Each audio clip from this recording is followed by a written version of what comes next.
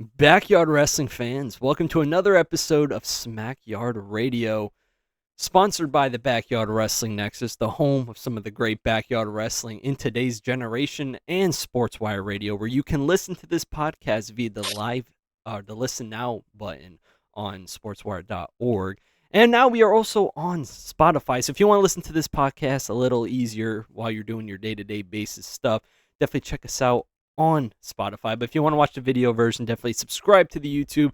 But in today's episode, we got an absolute legend here for the SmackYard Radio podcast. We got the one, the only James Taylor. How are you doing, my friend? I'm doing all right. Might upset a couple of people calling me a legend, which I take it as a compliment, so thank you, and that's respect.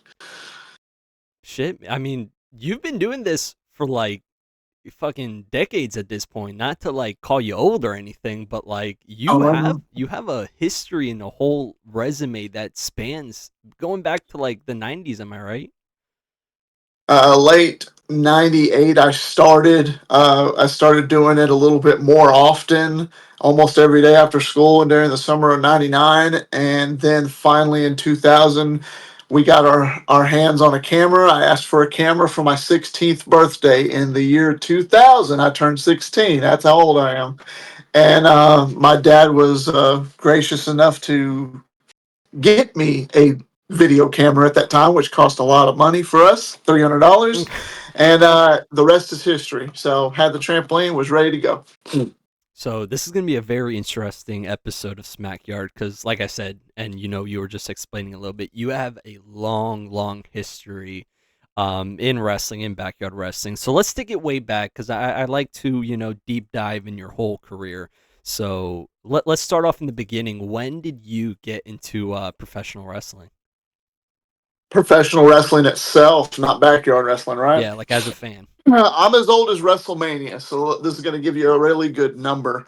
I was 3 years old, and the very first thing I saw was Hulk Hogan versus Andre the Giant. My mom put it on there because I wouldn't shut up about something, and she came across WrestleMania 3, and Hogan was body slamming Andre the Giant, and I was like in awe of that. So that was my first taste of it, and then every time ever since then, if wrestling was on, my mom put it on for me because for some reason I was glued to it and it got my attention because they were like superheroes to me. So I've been watching wrestling since I was 3, since I can remember, and the rest is history. It's just every single time I would watch wrestling, turn the TV on, I would instantly be chill. I'd be calm. I'd be happy. Nothing could stop me because it was just like, yeah, I want to be like that guy. I want to be like Hogan. I want to be like the Macho Man. And then my first like idol. I mean, if I was to fast forward a little bit in time because I was still in my adolescent years, Shawn Michaels, and that was before the Attitude Era. Shawn Michaels, like Shawn Michaels, 95, 94 actually, 96, and just watching him and Bret Hart, Mr. Perfect, Ric Flair. I click over and found the NWA, AWA, or whatever, and I'd watch Flair and Dusty Rhodes on some old. They were, I know they were more like early '80s, but then into the mid '80s. But see, when I was about 7, 8 years old, that's early '90s. So they showed reruns of those matches, and I got to see them as a kid, and just fell in love with it. Fell in love with the storytelling, the bumps that they took, how they'd get back up, how they'd flip over the back, over the top rope. Just every little thing that wrestling is and what entertainment is today. That is me. So So one of the people that you're known to follow is Stone Coach Steve Austin. That's like your whole background and your whole image. So what made you get behind Stone Cold Steve Austin so much? I've been asked that before. Obviously, I'm not bald. Maybe have a little bit of a goatee, a little bit of beard thing, but there's two things to that question. To answer that question, one is to actually answer it. I'm going to do that here in a second. But two, I want to put it first and foremost right out there. I have a lot of the Stone Cold esque aura, obviously, because of the way that I am. But if people really, there's very few people that know, but people who really pay attention attention and really understand me. And when they get to know me, they really can see how James Taylor was born. And it's really, you take Stone Cold Steve Austin and you take Triple H. You put them together and you get the nemesis James Taylor, because those are my two idols. As much as I have the Austin era going and the aura, I really got that inner. My skill level is Triple H. Yeah, I stomp a mud hole because people love it. I'm pretty good at it. I give a stunner as my finish, but do you not see the Triple H spine buster? Do you not really see the way that I'm a technician when I am in the ring? It's a lot of Triple H style. So there's that. But as far as the Austin thing, I'll jump into that real quick. So in the 90s, when I was in junior high school, actually intermediate school into junior high school, I actually was very shy. I was very, what they say now, introverted myself. I'm completely opposite now, obviously. But back then, I was very introverted. I was scared of everything. I never liked getting in trouble, because that's just the way my mom raised me. I grew up with a single mom, and I didn't really have a father figure because my dad was a piece of trash, and he went on and did whatever he had to do, and I never met him, my biological father, that is. So, not to get a pity party. But anyways, long story short, I had a bully, and of all names, his name was James. Okay, and he was an asshole to me. He picked on me because I've always been small my whole life. At least back then, I was really small, a little skinny thing, and he'd bully me, push me, shove me up against lockers, all that crap. And this is around 97, and I watched wrestling when I got home Monday nights, and I see Stone Cold Steve Austin, just cutthroat, no BS, no don't give a shit attitude. I don't care if you're gonna try and push me, I'm gonna push your ass right back, and ain't nobody gonna stop me, blah blah blah, like what Austin says. And I took that to heart because it made me feel better about, well, I got a bully at school, maybe I need to stand up to him, because you put your hands on me, I'm going to put my hands right back on you. And finally one day, this was eighth grade, I had enough. Start of eighth grade, it was 97, August 97, and it's like he was waiting for me. And I go to school. The first week, he's still bullying me. He starts like, "Oh, here we are, eighth grade. I guess this is just going to continue forever." After the first week of school, I remember something that Austin did. He was feuding with Owen Hart before he had actually he just got the neck injury, but he was coming out talking so much shit and how he was going to whip everybody's ass, blah blah blah blah blah. Well, I kind of had that at 13 years old. I'm like, I've had enough. And I'm like, he puts his hands on me again, I'm going to do something. Sure enough, I go in, I completely ignore him. I didn't even lock eyes with him. I just ignored him, and he spun me around, and I shoved him right into his locker. And there was an open door locker right by it. I took it, I slammed it, and it busted him wide open. Jesus And Christ. I said, "Get the fuck off of me, motherfucker. I'm sick of your shit." And the crowd started coming around like, "Yeah, James. Yeah, tell him." They were actually applauding me because I was standing up to my bully. Nobody was helping me. Then the counselors and teachers and all that shit came and split us up. And he was pissed. He was upset that I even did it. Started crying like a little baby. And that's not to make myself look better. It's just a true story. And I always look back at that because it was Stone Cold that made me say, you know what? Quit putting up with people's shit. You give it right back to them, and they'll leave you the fuck alone. Because if you don't want none, don't come get it. Because I will give it to you. And I guess I got a lot of respect from my peers in eighth grade. And we went into high school, and I was never a prep. I was never one of the popular kids, but I was kind of one of those that was like, I probably could have been, but I didn't choose to be. I had my select group of friends that I had near me, but the popular guys always would look at me like the football players, all that bullshit. They'd be like, "James, what's up, man? Hey, man, you need anything, let us know." Bet. Okay. And there it was. So, and from then on, as the years progressed until I graduated from high school, which was May 23rd, 2002, by the way, um, I started being able to break out of my shell and start talking more, not really afraid to go up to somebody and say, "Hey," if somebody came up to me, I would talk to them with no problem compared to the way I used to be. And I really thank and look up to somebody like Stone Cold because that really helped me in a lot of ways. I mean, he's helped, he's Stone Cold Steve Austin. Everybody knows who the hell he is. To me, he's the greatest name in all of sports entertainment. I think he's way surpassed Hogan. That's just my opinion, but that's what it is. And but the reason he's such an inspiration to me and such a figure to me is because he got me through a lot of tough times in my life, and that's why I am today the way I am. And as you get older, you're 23. As you get older, I'm gonna give you a little advice, and not to be scared when you start when you get them feelings built up and pent up inside you and people start to piss you off. Don't be afraid to go ahead and open that bottle and let it out, because when you get to 40, your give a damn your give a damn button is already broken at that point. At least mine is, because I don't give a damn what anybody says to me. If you got something to say it to me. I'm all about respect at the end of the day. If you earned my respect, you're good. I got your respect. We're good. I'm all about respect. But if you keep pushing and prodding me, and this isn't character work, if you keep pushing and prodding me, I'm gonna bite your ass back. In the words of Stone Cold, I promise you. I promise you. And it'll be a bad day for you. Yeah, I feel that. I feel that. Real quick, the whole time you were telling me that story, I was just thinking, was there any plans you were just gonna hit him with a Stone Cold Stunner? Not in that first moment, no.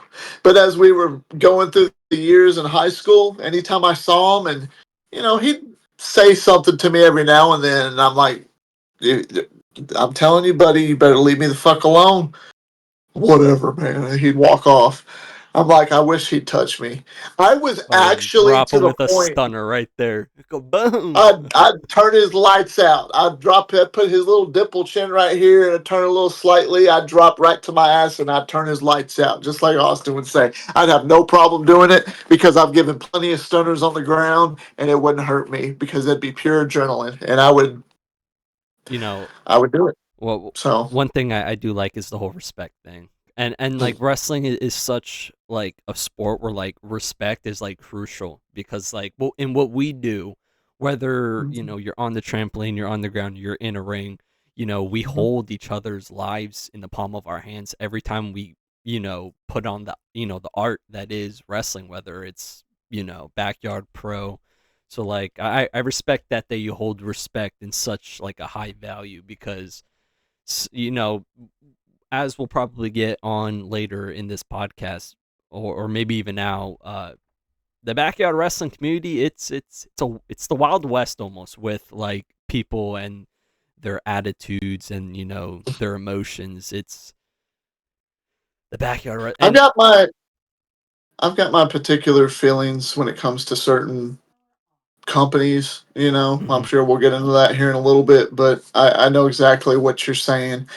I, some guys that are around your age, not you, I can tell you're respectful, and I appreciate that, and please keep that, because just like I told Comatose in his podcast, I've told Tom, I've told a lot of people, when I was that age, I wasn't respectful. Do I regret it to an extent? Yeah, but at the same time, I wouldn't be who I am today. Maybe, I don't know. There's no saying. But back then, when I was 23, 24, 25, I didn't give a damn about nobody. I could care less about your feelings. I didn't respect nobody because I felt the whole world was against me. And you're kind of like that when you're on your own. I was a guy that was on my own. I wasn't married. No disrespect to that. I had a friend. I had a lot of friends that were my age or younger that was already getting married and having kids, and I was. It's like I was left in the dark because all I had was this business, was wrestling, and I had to pay my dues just like some people do, and that's where you learn where respect comes from. I had to learn how to respect people, and I had to learn how to earn people's respect and the meaning behind it. It's a word that can get thrown out a lot for, in oh case yeah, some for people sure. don't know that's listening. Yeah. But I'm all about it now, because if you earn my respect, you're going to earn mine. I'm going to earn yours. I'm going to do everything I can. Just like when I went to IMF just about a month ago up there in Iowa, my first time I ever been to Iowa. And 2 years in the making, I finally make it there. And I didn't go in on a high horse thinking, that I was going to rule the place and everybody should bow down to me. I wanted to come in there and pay my respect to these guys who I, admire and enjoy. And these guys, I don't know if you watched Sean Jovi or watched his little vlog, but his vlog for when I came, there's a moment where right when I showed up, everybody was lining up to come meet me. I never had nothing like that happen before in my life, and it was a shine of respect from these guys. And I did not come in demanding it or not. I just came in to, hey, where's everybody? I want to meet everybody. But they all lined up to meet me, and it made me feel really good.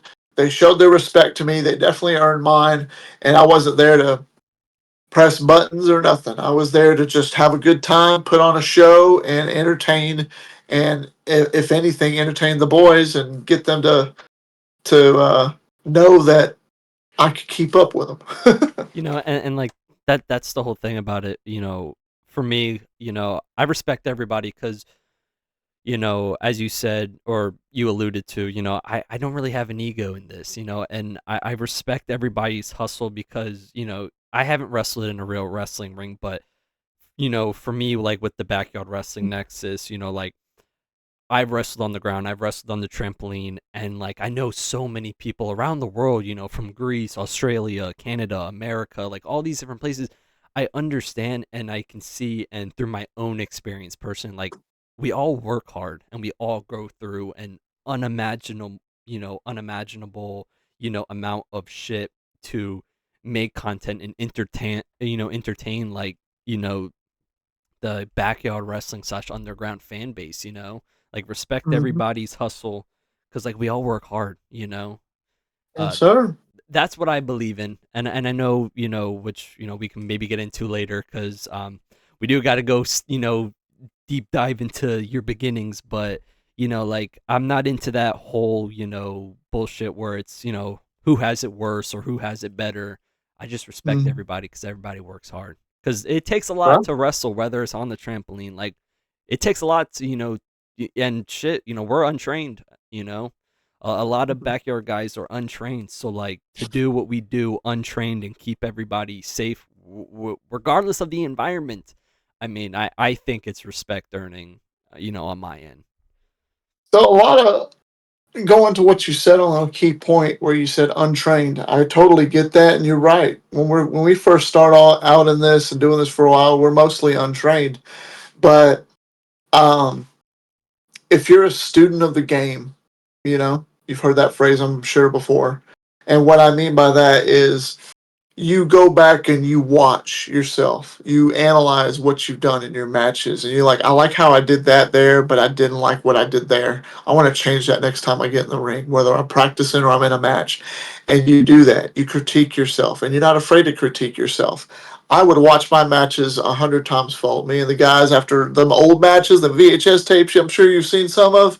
We would go back and watch it, and if you watch every single one that gets newer, I get a little bit better, a little bit better. We all do get a little bit better, a little bit better.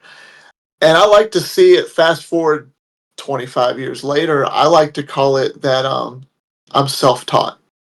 A guy like CM Punk is a guy who calls himself self taught. He wasn't trained by anybody in particular. He was just self taught because he was a student of the game, because you bust your ass and you love this business for what it is.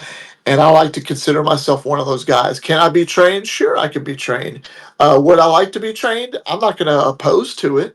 But from what I know, I like to say that I carry myself, and that's not to toot my own horn, but this is how a lot of guys should see themselves if they've been doing this for at least a decade or more. You're self taught from what you know, and all you can do from this point on, and even me, if this helps in any way at 40 years old and doing this as long as I have, I'm still learning. I'm always learning something Oh different. yeah, you never I stop don't learning in wrestling. I only recently uh 2 years ago in 2023 started learning how to take a backflip over the top rope, get where people clothesline me over the top rope, and I love that bump. That's one of my favorite bumps to do. Now I love it when I'm like, hey, clothesline me over the top rope, and everybody freaks out. Are you sure? Because nobody really does it. I'm like, just clothesline me over the top rope, I'll be all right. Okay. And then they do it, and then I go, and it's fun. There's nothing to it, but I never did that back in the day because I never really had a wrestling ring to try it in. I've done a lot of stupid shit and crazy shit in my career, but I never did nothing like that. And that's something as simple. So, just something like that. You could always learn. Be a student of the game. Always go back and watch yourself Shit, and I I critique yourself. I watch my FBW content so much. People think I'm fucking weird watching myself. Shit, like I like back in the day, I'm talking about like I would always watch my shit at home. When I was at school, every time I had my phone out or something, like I was watching FBW studying my content. And shit, I've been doing this since 2012. So like we're looking at over Like, a decade or whatever.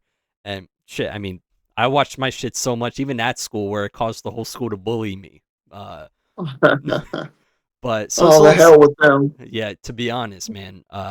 So let's go back into the beginning of your career. When did James Taylor start backyard wrestling? Well, like I said, 98, I was 14, and I had a friend who said, hey, man, I just got a trampoline. You want to come over and we try some wrestling moves? Okay, bet, sure. Well, I've never done it before. Why not? I love wrestling. We love wrestling. We always watched wrestling. Why not? So I went over there, and it was all about trying to see if you could pick somebody up. It wasn't about what move you could do that was cool, like the stunner or nothing like that. It was more like, I want to see if I could pick this guy up. He wants to see if he can pick me up to see our strength where we were at that time, right?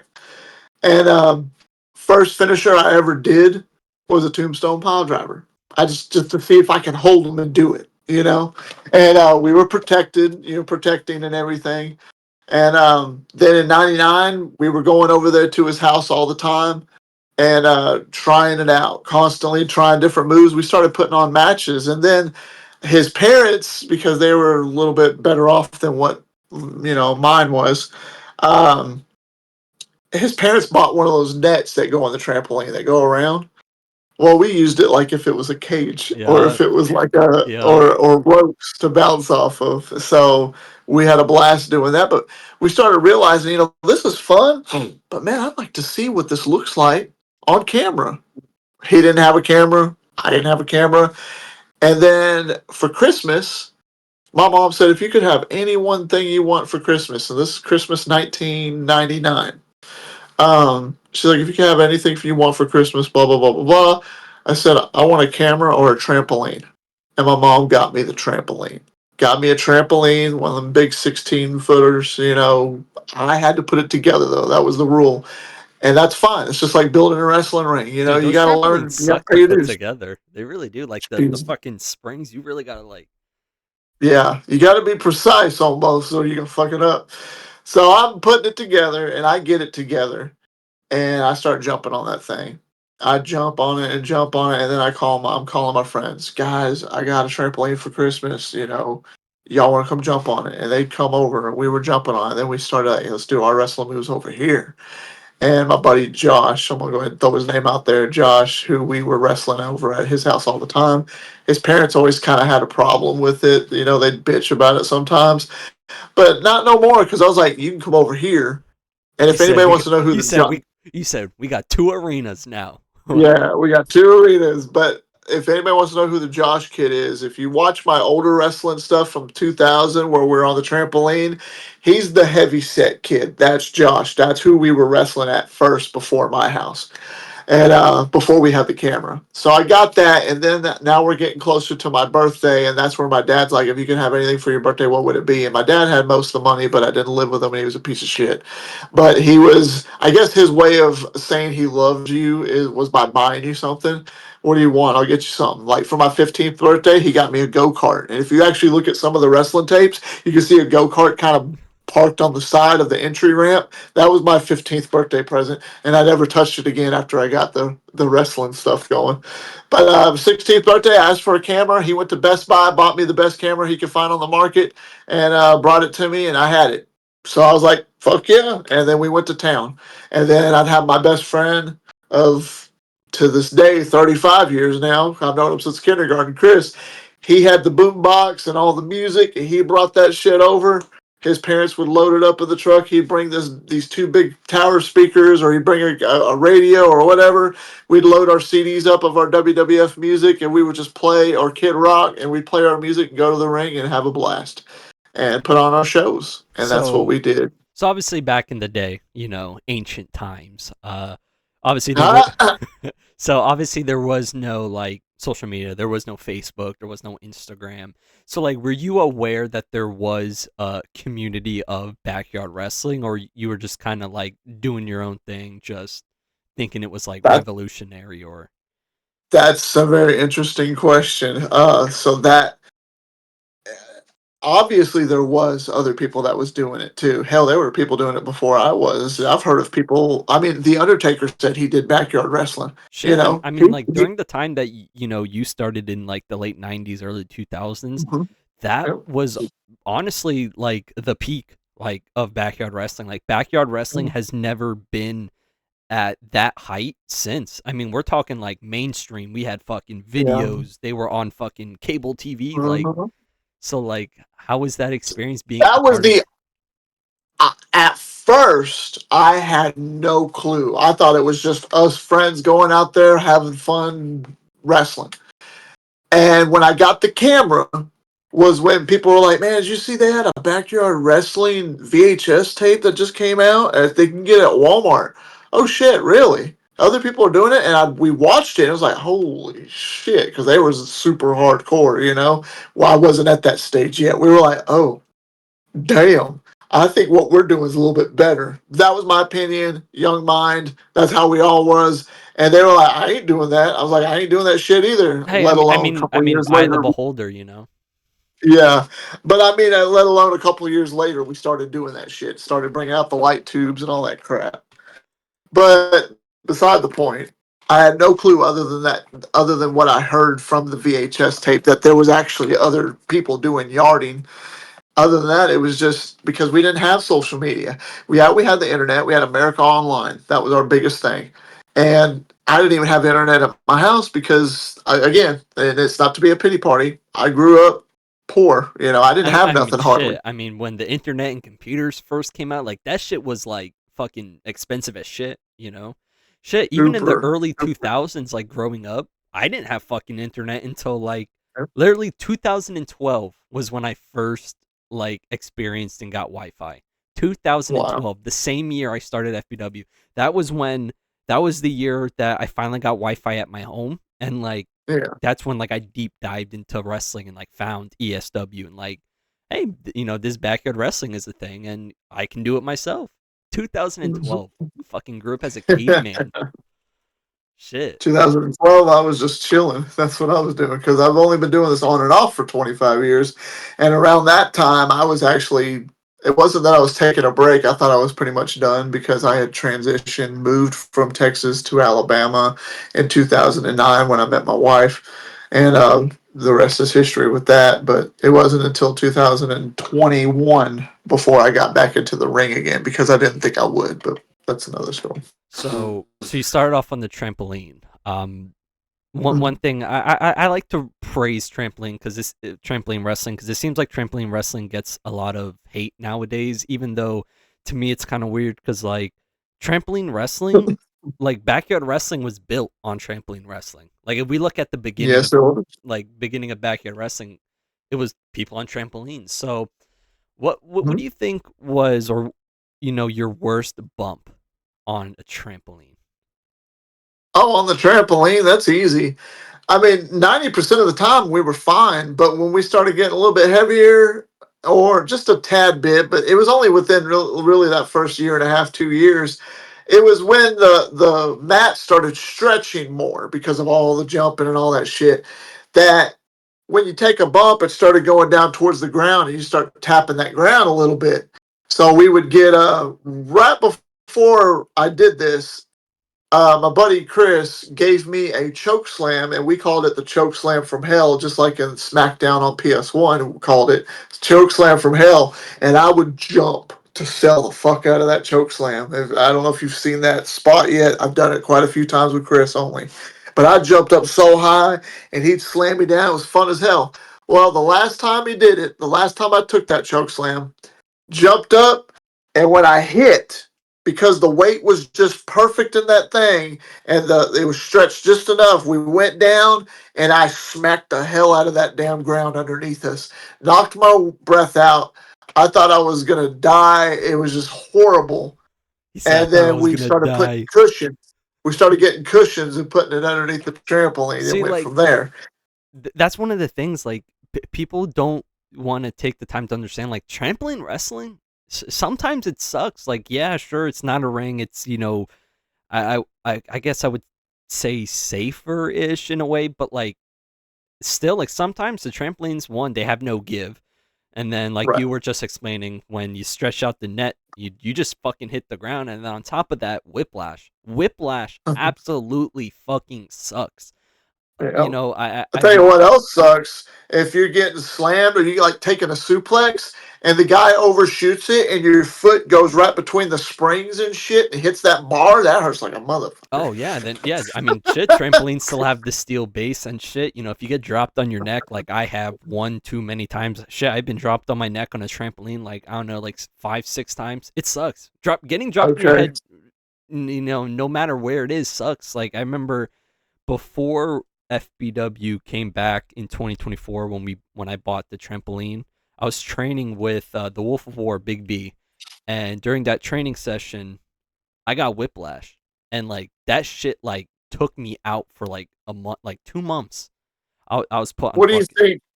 Where do you think the whiplash was from? The bumping in the trampoline, keeping your head up or something? You know, Or was it from the way he.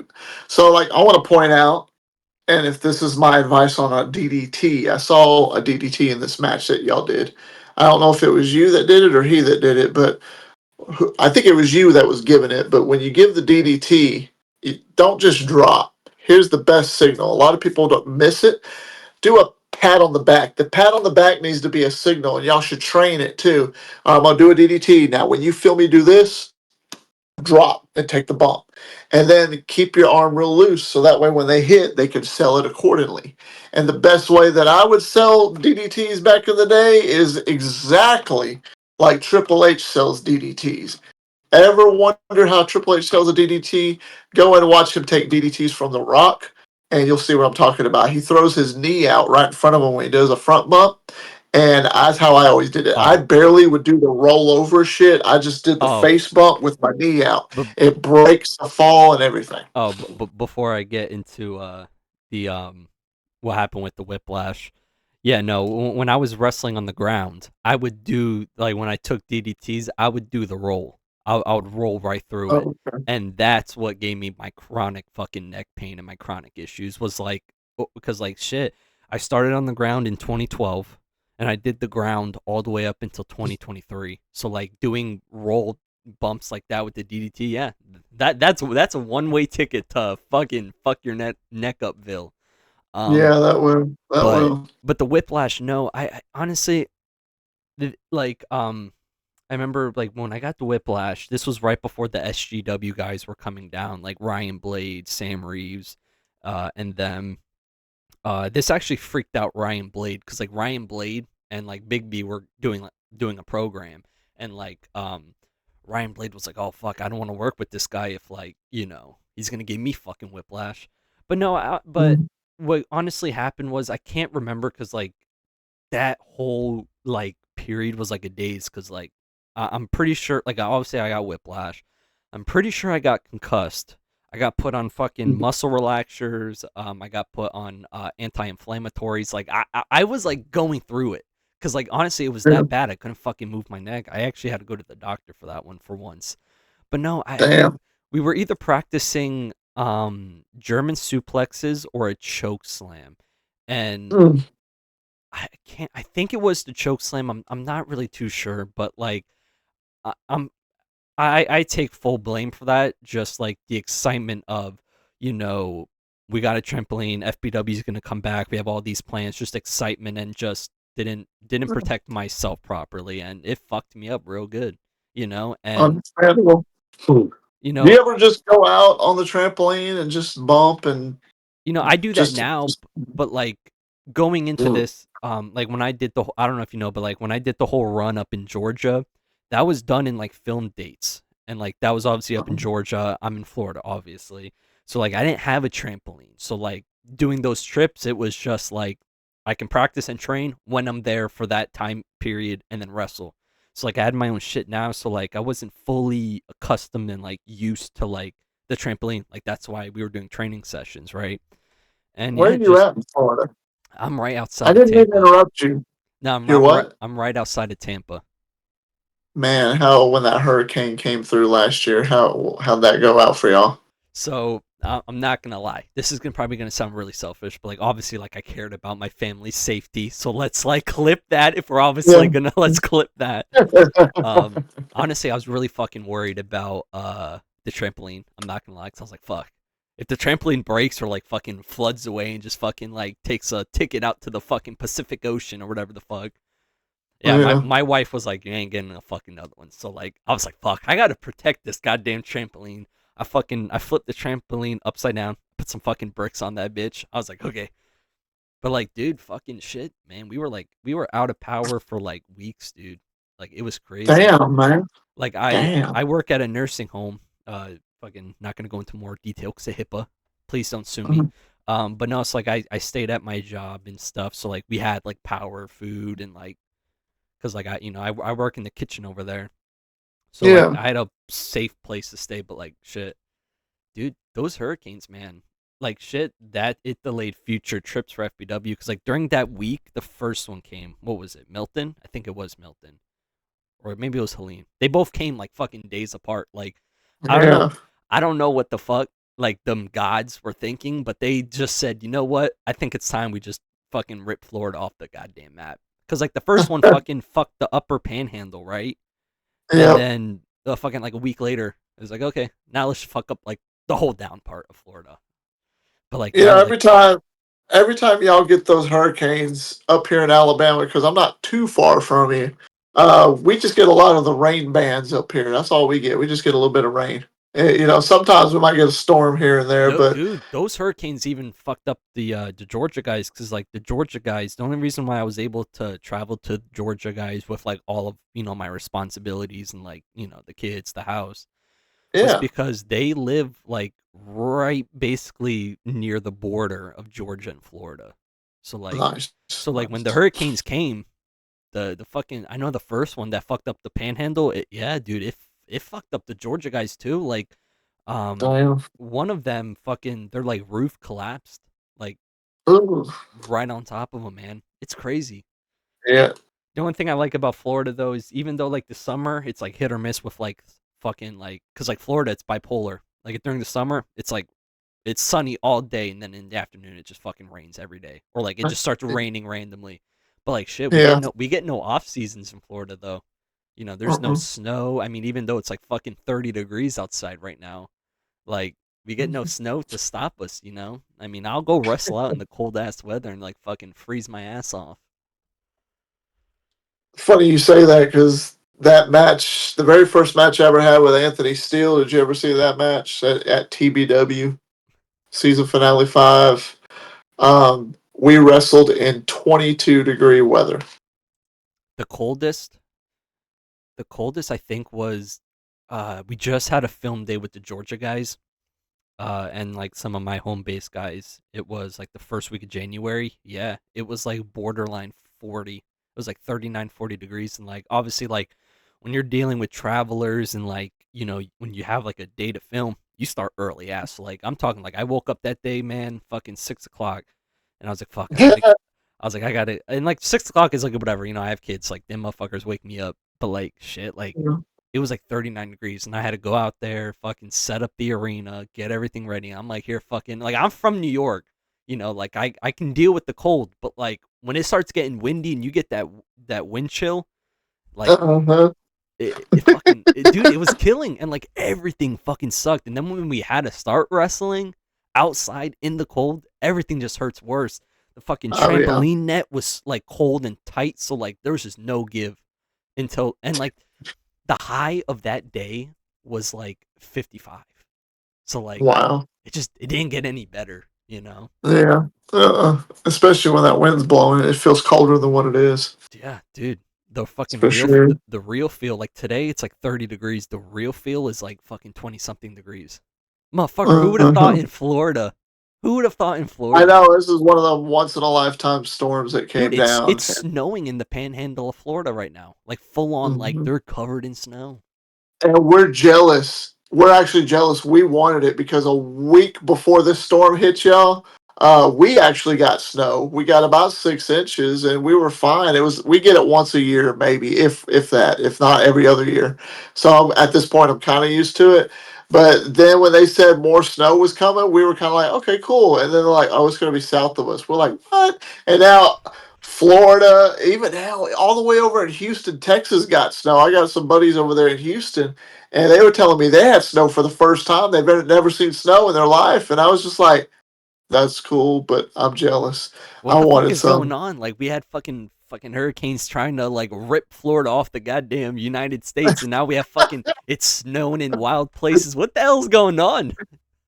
It's the fucking weather, man. I mean, it's just, it's I don't know. Maybe it's the government. You didn't They're hear that controlling from the me. weather. Uh-huh. So So so after the trampoline though, getting back to wrestling. So after the trampoline wrestling, you started wrestling on the ground. So why the transition from the trampoline to the ground? I felt like we were expanding in a sort of way, and our skill level was above. We just wanted to feel not really more hardcore. We wanted to see how tough we really could be. We watched one of those tapes again and saw these guys taking these crazy ass bumps and on the ground and the viciousness of it. We knew we were kind of thinking we were about ready to go for that level to see if we could. And when we first analyzed it and watched it, we're gonna try the ground. So we go to the ground. If you watch my very first, like maybe 5 matches, I got them on my YouTube. My first match on the ground, I was scared to death. Scared to death to take a bump.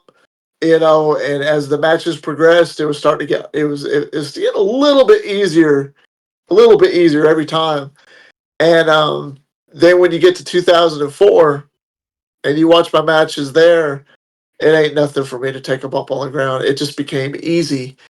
And what we were doing was instead of just putting on matches, we really got to where we were kind of competing with ourselves to see who's toughest.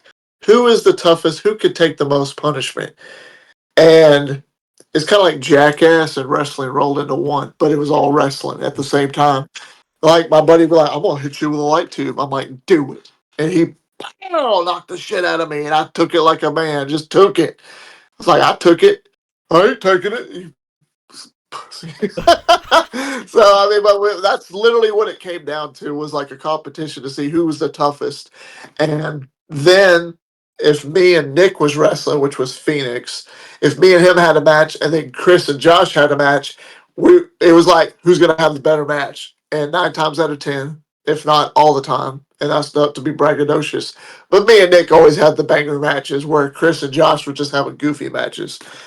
And my buddy Chris, who's like my best friend, he's the biggest goofball of them all. Love him to death. He's like a brother to me. Still talk to him to this day, yes.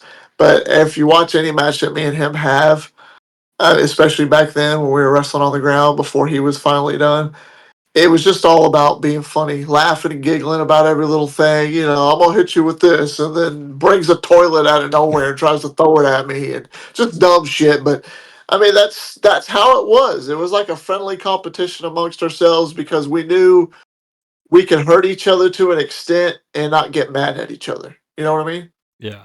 And that's literally what it came down to.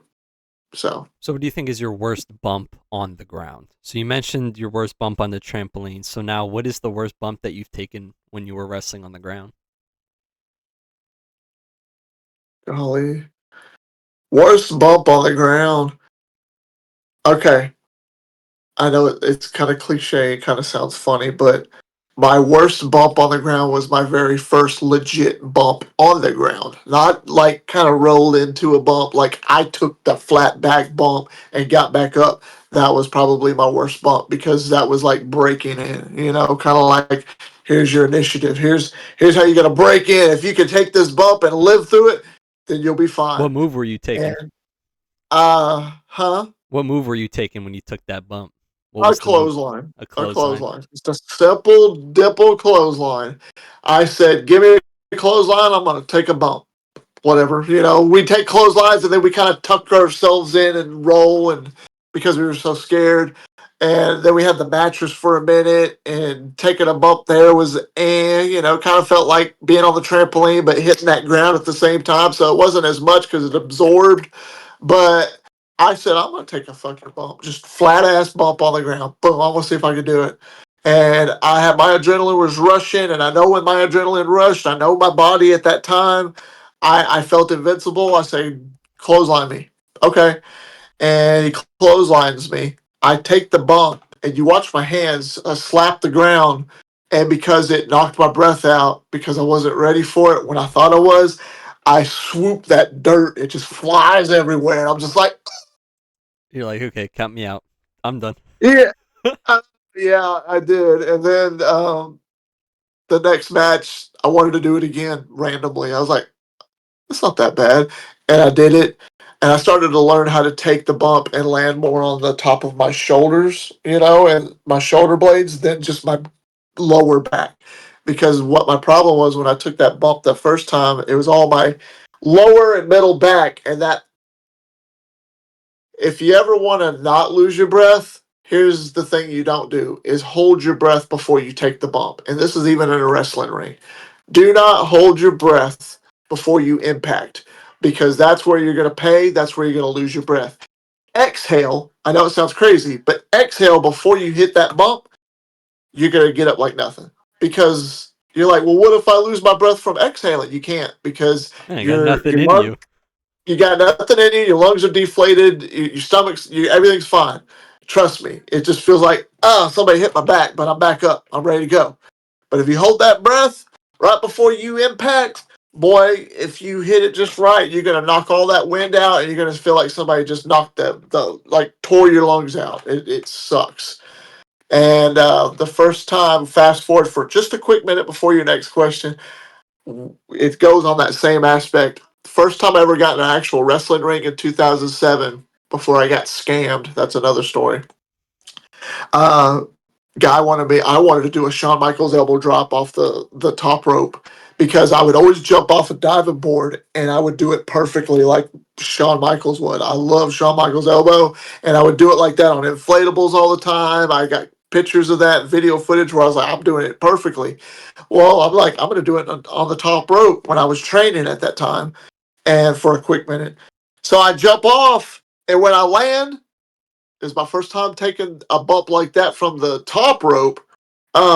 I held my breath before the impact, even though I'm landing on the side a little bit, like Michaels does.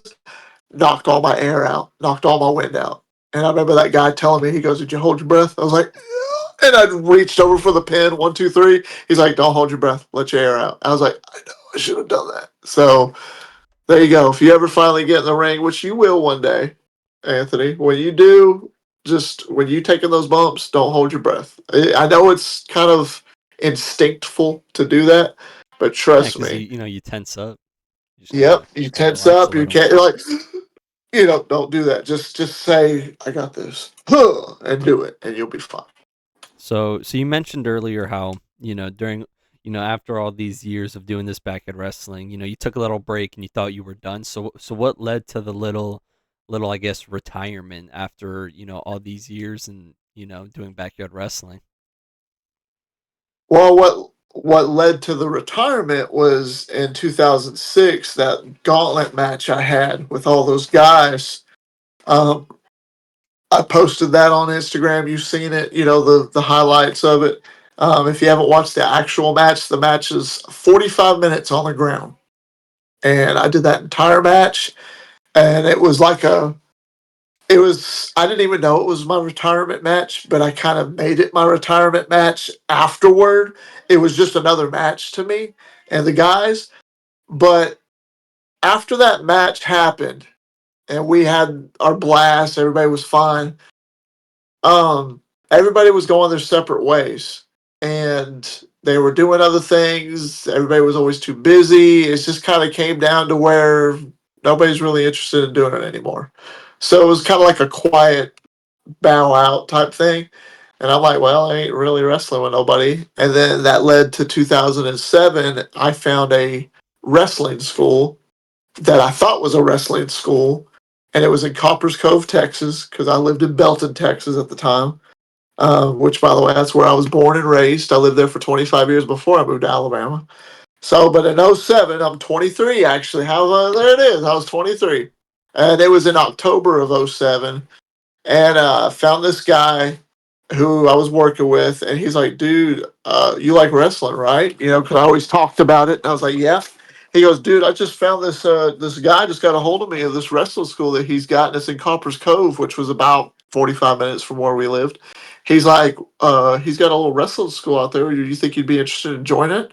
I was like, "Well, has he got an actual wrestling ring and everything?" They're like, "Yeah, it's a WWE style 20 by 20." Have you been out there? Well, not yet, but my cousin said it's pretty dope. Blah blah blah blah blah. I'm like, okay, bet, sign me up. So we go. We're going out there. The guy has the ring outside, and first time seeing a wrestling ring in person was awesome for me. It was like, like, oh my god. But one thing I noticed was that his ring was a little bit ghetto, and that was the mat itself because he had a lot of like things underneath it. It was kind of like the wood was all fucked up, but it was still kind of flat. I don't know. It was weird. So and it was only in one spot that it was all fucked up, So and I then, was so just then like, that's probably like water damage to like the wood board. Cause like the wood to probably, let. Yeah.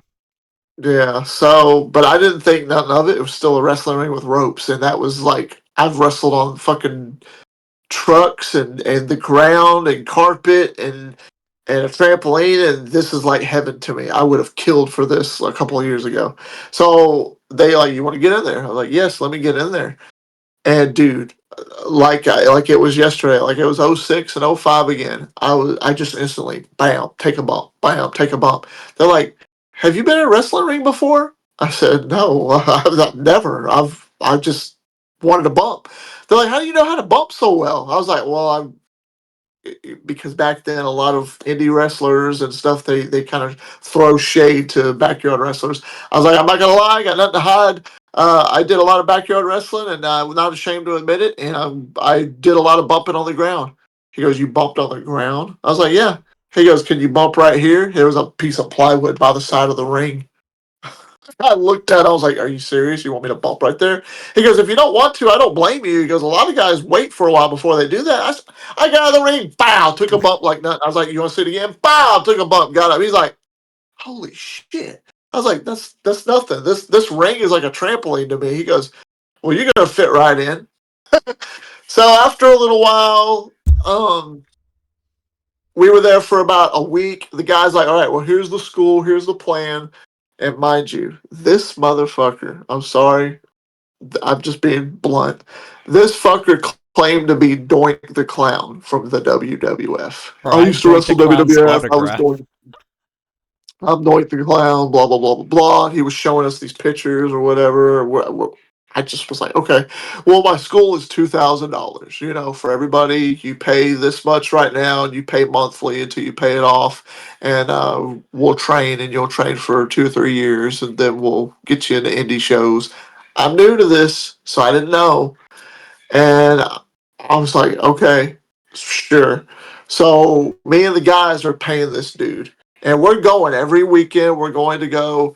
And we all started paying at the same time. If we had trouble with a payment or whatever, he'd give us leeway. Everything seemed fine for the rest of that year into 2008. And then out of nowhere, we're about to finish paying it off, and he's like, "I need y'all to give me about, a couple of weeks, because I got some stuff coming up, blah, blah, blah, blah, blah." We're like, okay. And we're waiting, we're doing our thing, and we're like, we ain't heard from him in about a month, so we call him up. He don't answer. His phone's been disconnected. So we're like, well, maybe something happened. So we tried another number that we thought was his, and he didn't answer. So we all decided one Saturday to get up, and this is about almost 2 months now since we last talked to him. Drive down there. We drive down there. We make it there.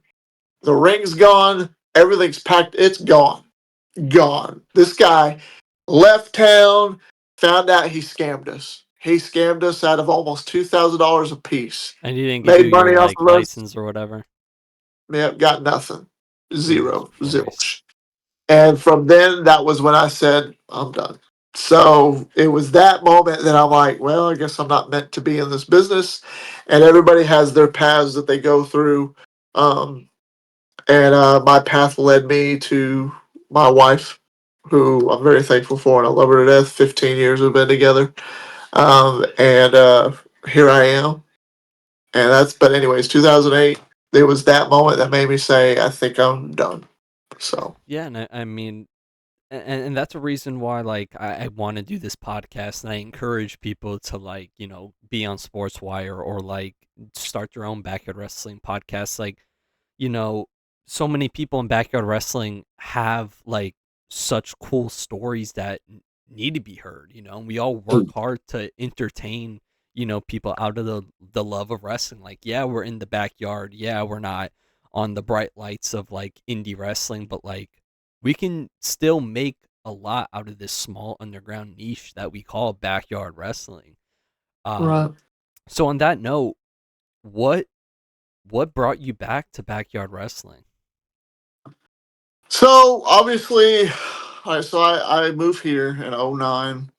I know I'm getting things underway, trying to find myself and get different jobs. I've been in and out of jobs my whole life because I'm not really an authority guy, kind of like Austin. Austin rubbed off on me in that way too, where I'm not really fond of being told what to do, what I can and can't do, how I need to do something.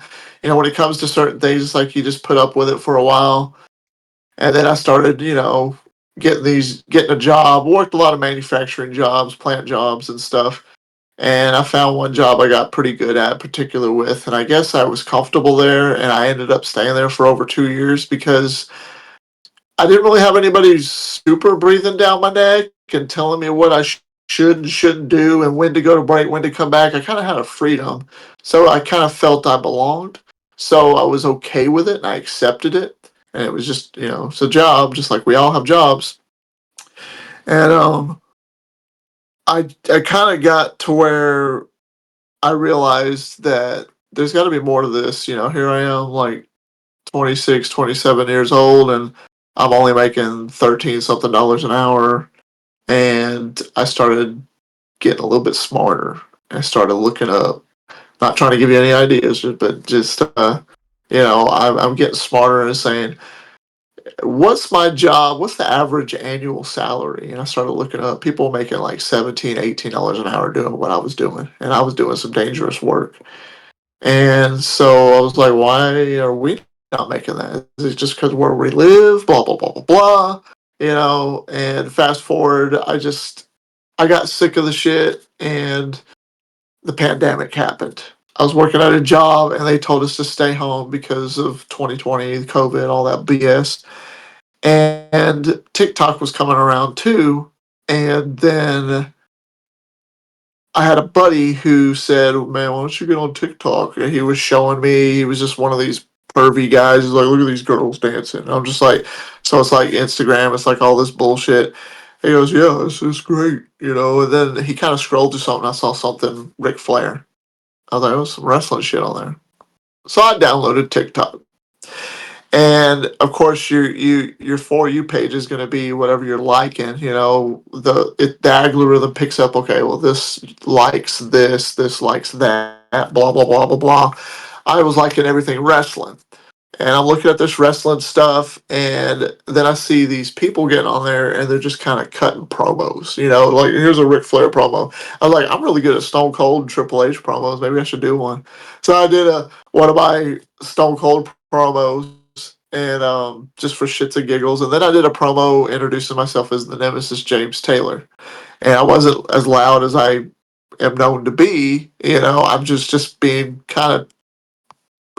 I was trying to find my footing, I guess, because I'm a little rusty. It's kind of like digging back in the closet from 2008, where I said I'm done with this and pulling the shit back out and getting it, knocking all the rust off.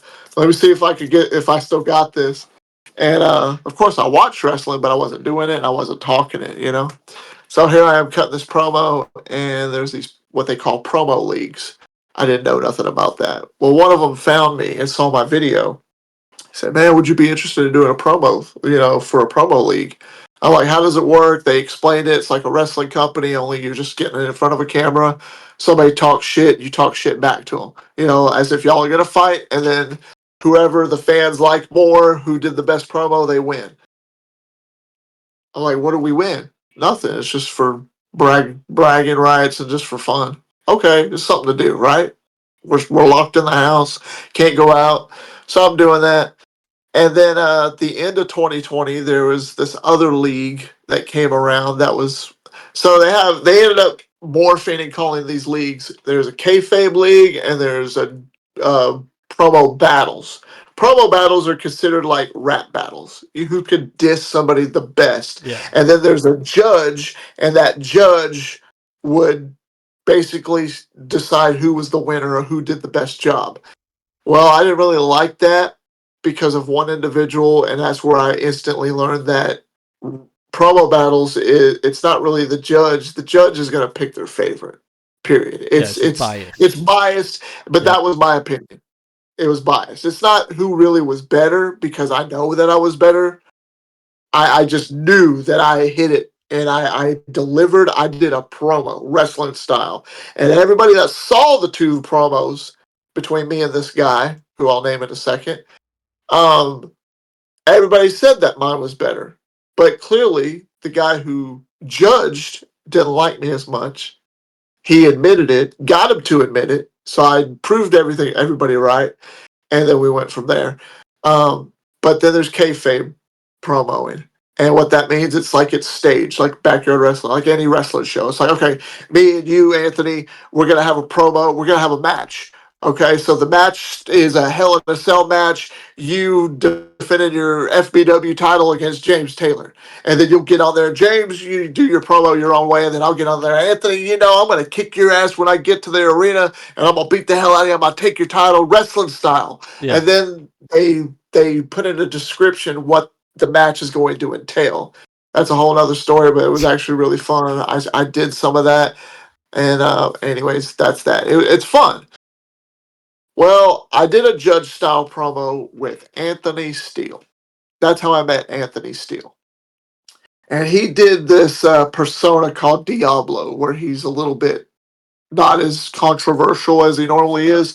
He was just like, I'm a dark guy, blah, blah, blah. And I thought it was kind of lame, but he was in an RV doing these promos, and I was sitting there. I have a catchphrase and all that stuff of what I do. I know what I'm doing. And everybody said, "Man, before it was judged, that was badass promo." Everybody was, congratulating me, and the judge chose Anthony to win. Did I feel Anthony deserved the win? Sorry. If he had cut a promo as intense as mine was, because I was bringing the intensity and he wasn't. And I didn't hate Anthony. It was just his promo to me lacked compared to what I was given. And the judge chose him over me because I knew the judge didn't really like me. And that to me showed that it was biased. And I called him out on it. And Anthony said, "You're just mad because I was better than you." And I was like, "You wasn't better than me, period. Blah, blah, blah." I was like, I'm not mad at you, but that promo lacked. If you were your regular character, Anthony Steele, and not Diablo, it would have matched. Well, after all that was said and done, Anthony reached out and he's like, "Man, I hope that we can still talk and all that because I actually really liked your work." And I was like, "Oh, I like your stuff." And he goes, "I actually wrestle." I'm like, "Really?" I was like, "Where do you wrestle?" He goes, "Well, I do backyard wrestling, blah, blah, blah, blah, blah." And he showed me NGJPW, which is what he did up Yep. there in Illinois. You know, you've heard of them, Yeah. and so I watched it and I was like, okay, he wrestles on the ground. Okay, cool. I ain't done that shit in years, and I told him that I did it. He goes, really? He's like, well, where do you live? I said, dude, I'm not in no damn Illinois. I'm in Alabama, and I ain't wrestled in. This was 2021, so since 2008, you could do the math. I can't do So the it's like math over at the 10 moment. years. Yeah, like Yeah, 12 definitely years, something like over. that. Yeah, around that. So it was actually going on all about 14 years, and roughly. He's all like, "You're in Alabama?" I was like, "Yeah." He goes, "Dude, I'm actually about. I just went to a company in Tennessee, which was TBW. I didn't know nothing about that." And he goes, "I just went there and wrestled, and they have a ring and stuff." And I'm like, "Really?" And I was like, "Send me a link." And he showed me the link to TBW. He showed me his match, and I watched it. Their ropes, obviously, at the time was real loose, you know. But beside the point, I watched him wrestle. I only knew him of his promoing, but to see him wrestle and then get in the ring, I was like, he's like, what do you think? I was like, pretty good, but you know, you could use some work and blah blah blah. He was like, you could do any better. And then I was like, well, this is before I got all my shit on YouTube, and I was like, I can do better. And he goes, there ain't no way. And I showed him, I put it into the VCR, pulled the tape up, called him on the Discord, and showed him. He's like, dude, do you think you'd ever want to go over there and maybe we can meet and have a match? I said, I don't know, maybe. Why don't you let them know and see what they want to do? Well, apparently all the stars aligned and stuff worked out. And then it was September of 2021. And I went to TBW. And here was the funniest part was the very first day I was on my way there, I had to stop in Nashville on the way to pick Anthony up from the bus stop because Atomic Titan thought it would be great. Hey, if you're on the way, because it's an hour from us, do you think you could just stop and pick Anthony up? Sure, why not? You know, I've never met Anthony before in Yeah, I mean person, that blah, gives blah, you blah, blah. that gives you time to like talk to him, get to know him, get comfortable with him, you know? I mean, Yeah. shit. So I get him. Oh, God. I get him. We meet. He's like, man, you're a lot shorter than I thought because apparently when I'm on camera, I look taller than I am. I'm only 5'7", so Me I'm not too. I'm ashamed to five admit seven too. it. And but he's like 6'3" or whatever, and I'm like, so what? I'm like, that don't mean nothing. He was laughing, he's cutting up. He was thankful though. And then we get to TBW, and we talked about the spot for me to make my debut. And I ain't thrown a punch, kind of like Austin was talking about with Kevin Owens. He ain't thrown a punch in 19 years. I ain't thrown a punch in 14 years at that time. And I felt similar. I was like, I don't know. It's been a long time since I've done this. He goes, dude, I saw your tapes, the few that you showed me. They were badass. Come on, show me. So I did a few hits and trying to warm up.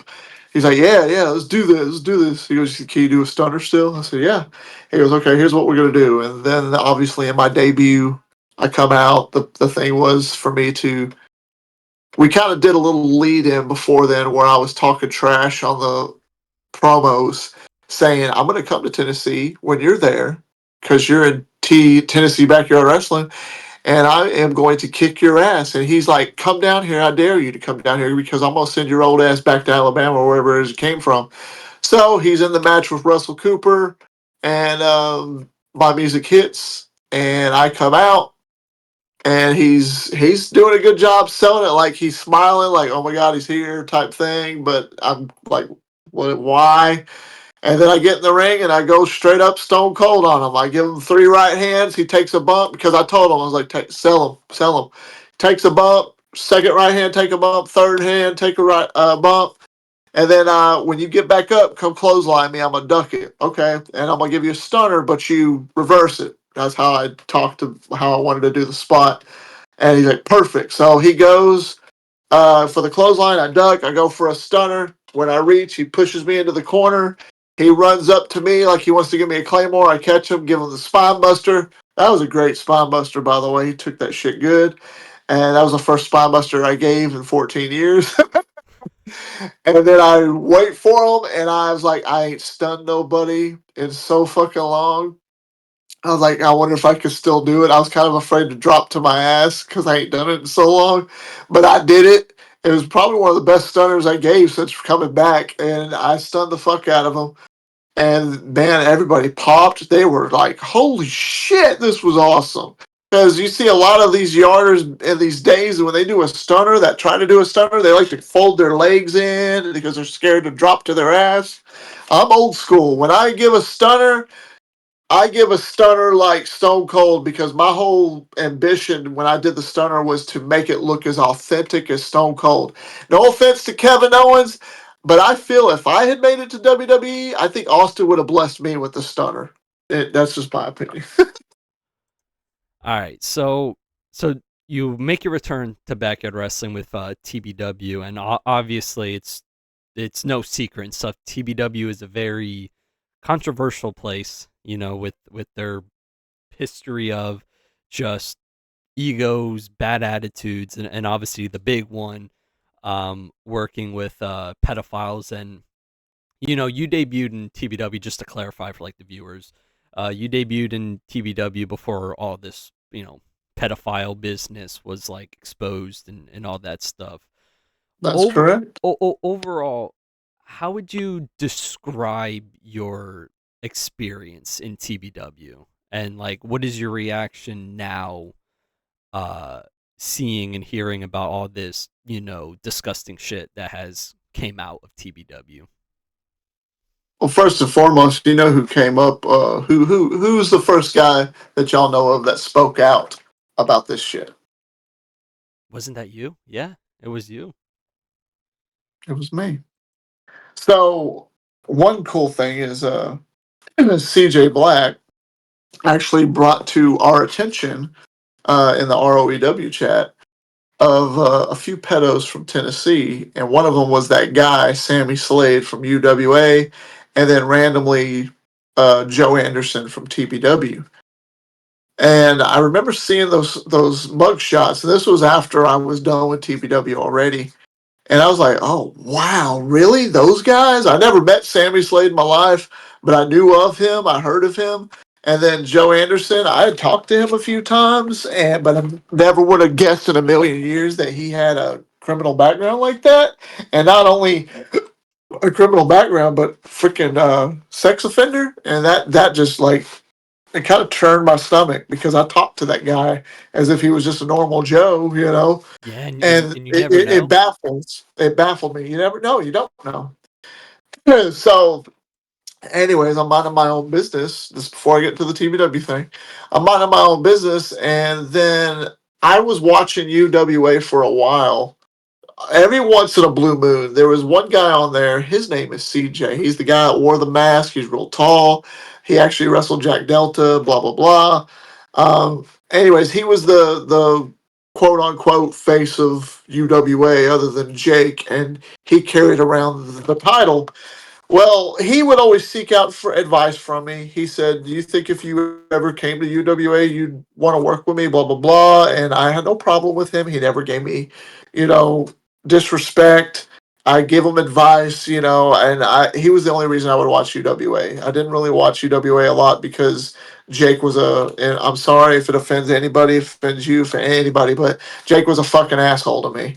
He was a self-centered little prick who did not like to take criticism. Yep. And I say that I hear that a lot about Jake Howell, and that's actually the reason why me and Jake had a falling out. Because I don't know if you know or seen, but like when UWA first launched, it was with the help of the Nexus. Howell was one of right. the BYWN originals, and the reason why Okay. he left the Nexus and never came back, and like we had our little falling out, was because I gave him advice about the Tennessee Jamboree. I talked about it in the episode with CJ Black. I gave I him heard that. yeah, I gave him criticism, and he just fucking shut me out and then talk shit about me. So I don't know. Saying that I gave him criticism on a match because Titan at the time went there and wanted me to watch a match that he had, and he wanted me to give him, my advice on it. This was before our falling out. And I told him what I thought they should work on. And Titan was, I'll give Titan credit with credit's due. He would take advice and would go with it, and he'd work on it to an extent.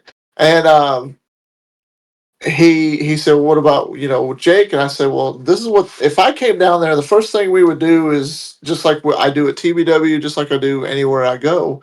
And that's I want to get in the ring and start bumping. I want to start, warming up. I want to practice a little bit, get the blood moving, and just train. And Jake's like, we don't do that here. We're going to do things a certain way. And I was like, well, I mean, if I showed up, we would. I was like, you got to train. You don't even take bumps the right way. I was like, I'm not critiquing you to piss you off. I'm critiquing you to tell you this is what you need to work on if you want to get over and if you want to look better and make your product look better. I don't. Well, he Real quick. My bad for interrupting. I don't understand why untrained or not like professionally trained, wrestlers in backyard wrestling don't practice. They don't train. We're not trained. So like, how hard, not how hard. You know how easy it is to fucking hurt somebody really bad and real horrible in wrestling. it So can you're telling happen. me an I, untrained person doesn't want to practice? You like it's and safety, man. I was like, well, then I guess I'm never going to come out there if you ain't going to let me practice or warm up. And he instantly blocked me and called me a guy with his balls in my mouth because or some weird random gay shit that I didn't give a fuck about. And I was like, well, that's kind of uncalled for that you're being that way because I'm critiquing you. I'm like, if you can't take criticism, you ain't gonna get far in this life. Well, then I started doing a little digging and found out, he lives with mommy and daddy still, and everything they have out there, he's given. Apparently he has some type of a mental thing, and he don't really do well with others. And I'm not one to judge, but when he pissed me off, I found a reason to I guess bully him, but not bully him. It was more like I'm just gonna call you out for being a little puss because you can't take criticism and hand yourself a title. One thing I cannot stand if you're egotistical to an extent and you don't know what you're doing is and this leads to just these two companies, UWA and TBW. These people who own these companies give themselves titles and hold everybody else back. And that goes to before I get to it. Let me before I get off track. Anyways, CJ was asking me for advice. I talked to him, and that was the only reason why I was watching UWA every now and then is to see what he was doing. Because I supported him, and I like to support anybody that's that I can. Uh, well, one day I find out this is after I found the mugshot, or after CJ showed us the mug shots. I'm minding my own business, and then I see a post when I'm driving from CJ from UWA, who says I'm back in the ring for something, and he had his mask off. And I was like, I've never seen the guy with his mask off ever. So this is new to me, and I'm genuinely curious, right? Yeah. So I turn on the thing and just to watch that segment, not to watch the show, but to watch his segment because I've never seen him with his mask off, and I wanted to hear him talk and see what it was about.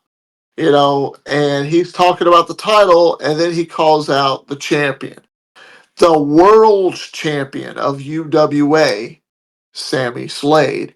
I heard the name and I forgot about the mugshot, and I'm putting two and two together, and out comes this crazy looking nasty motherfucker.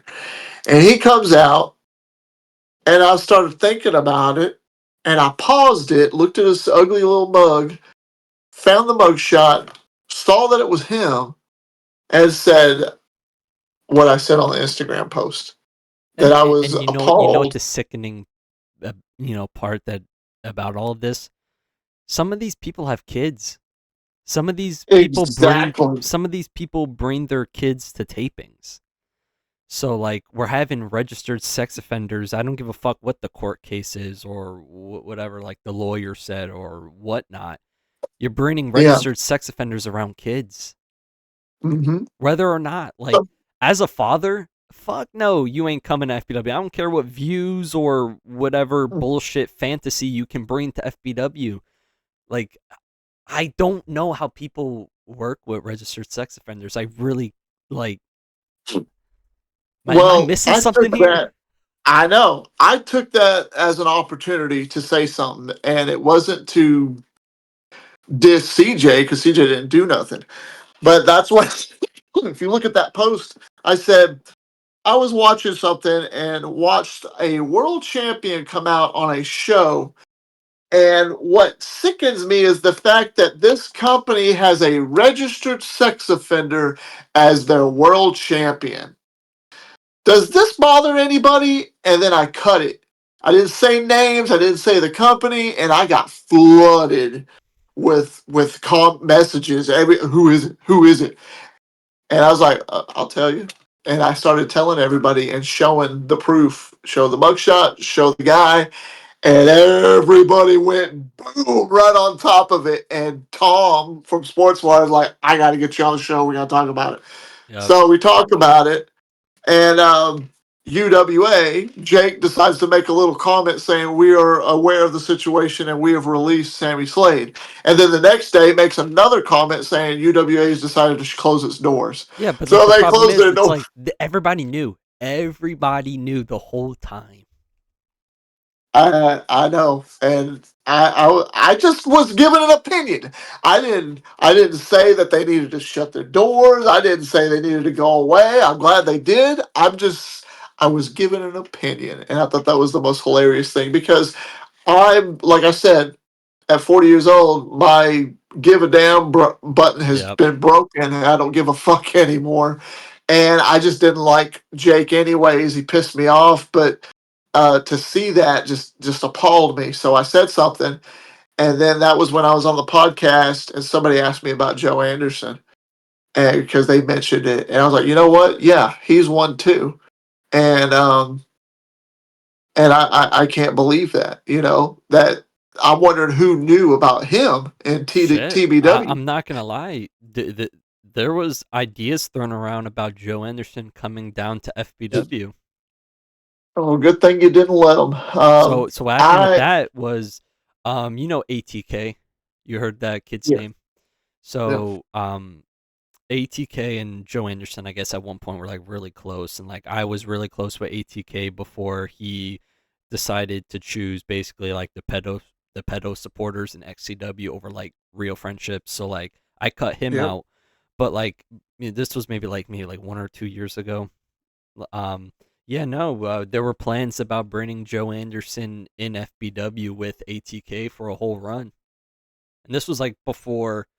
And I remember hearing all this shit like that he's a registered sex offender and shit. Like I have kids.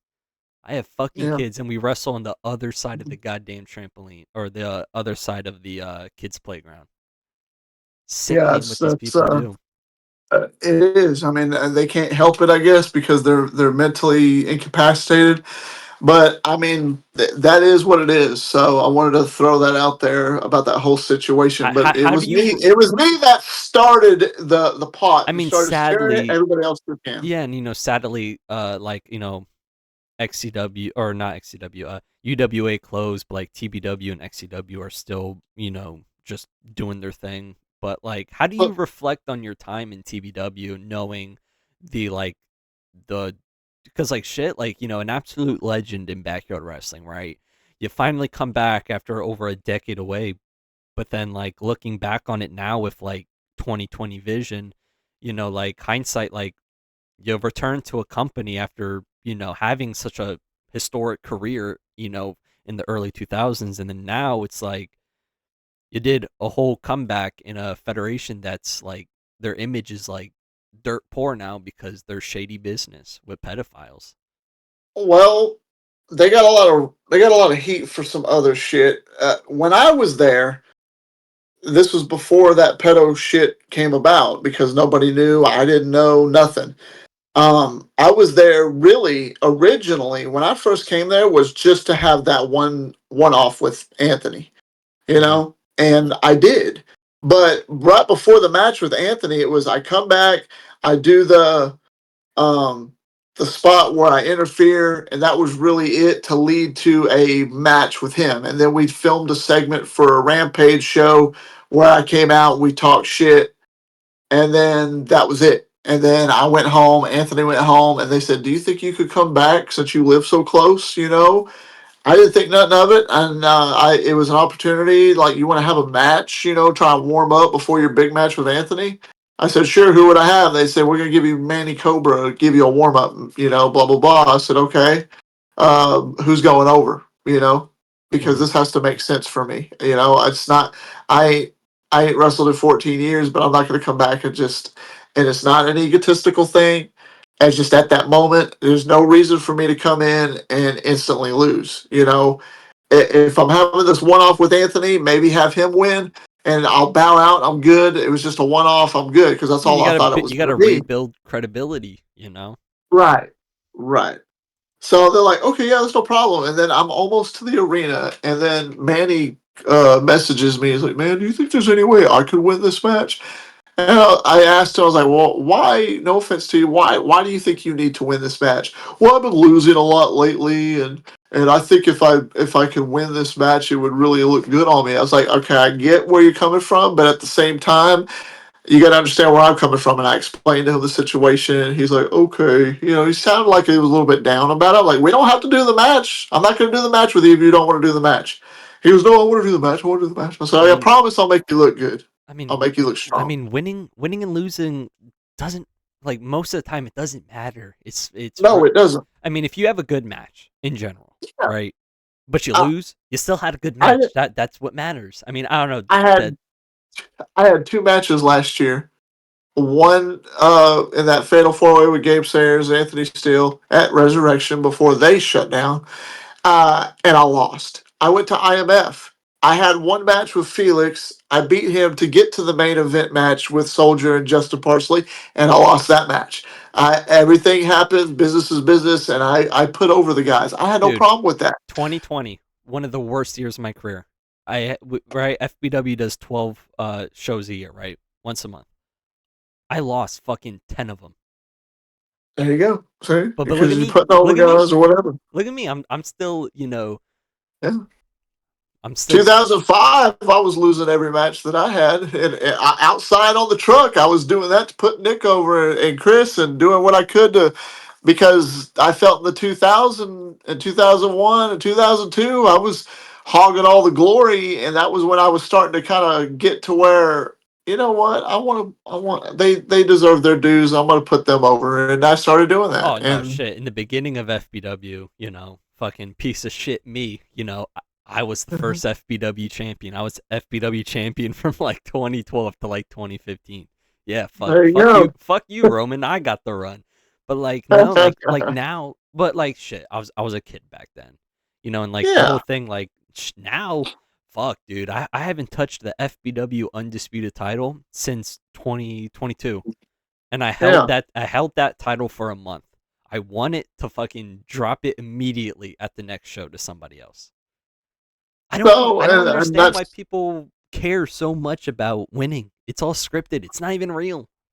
right. Well, I'm about to give you some dirty gossip. I'm sure you've heard it, but I'm going to give you my side of the story when it comes to TBW. But going into all that, I don't mind about winning or losing. It doesn't matter to me as long as it makes sense. And I'm not going to look like a pushover, or I'm not Yeah. going to be squashed in a match. My reputation, I feel I'm very protective of my own legacy. I'm not saying I have much of one, but for what I've done, I feel I've helped pave the way for wrestling, backyard wrestling today, and that's where the respect comes in, right? Yeah. So I mean, it's like, you want me to come to your company, give me a good reason to come to your company, and give me the where credit is credit, the credit's due, and let's talk business, let's work, and so I come there, I beat Manny Cobra, and then they're like, okay, we're gonna actually have a Rumble thing. Anthony's here. So we get Anthony. We're going to be in the Rumble. You and Anthony are going to start the show. Um, and y'all going to start the Rumble, and to lead into y'all's match at season finale, we're gonna have it where you eliminate him, and then he's gonna eliminate you. I'm like, how is he gonna eliminate me if I eliminated him? He's gonna get back in and eliminate you. Okay, that's fine. I Whatever. We'll mean, work it. cheap. I I mean, was it's like, a cheap, spot, but hey, it works yeah. sometimes. I said, let me be in the final four. Well, it wouldn't make too much sense. I started seeing the how egotistical they were kind of being, but I was really focused on me and Anthony. So I was like, let's do that. That's fine, whatever. So we do it. We do the spot. There it is.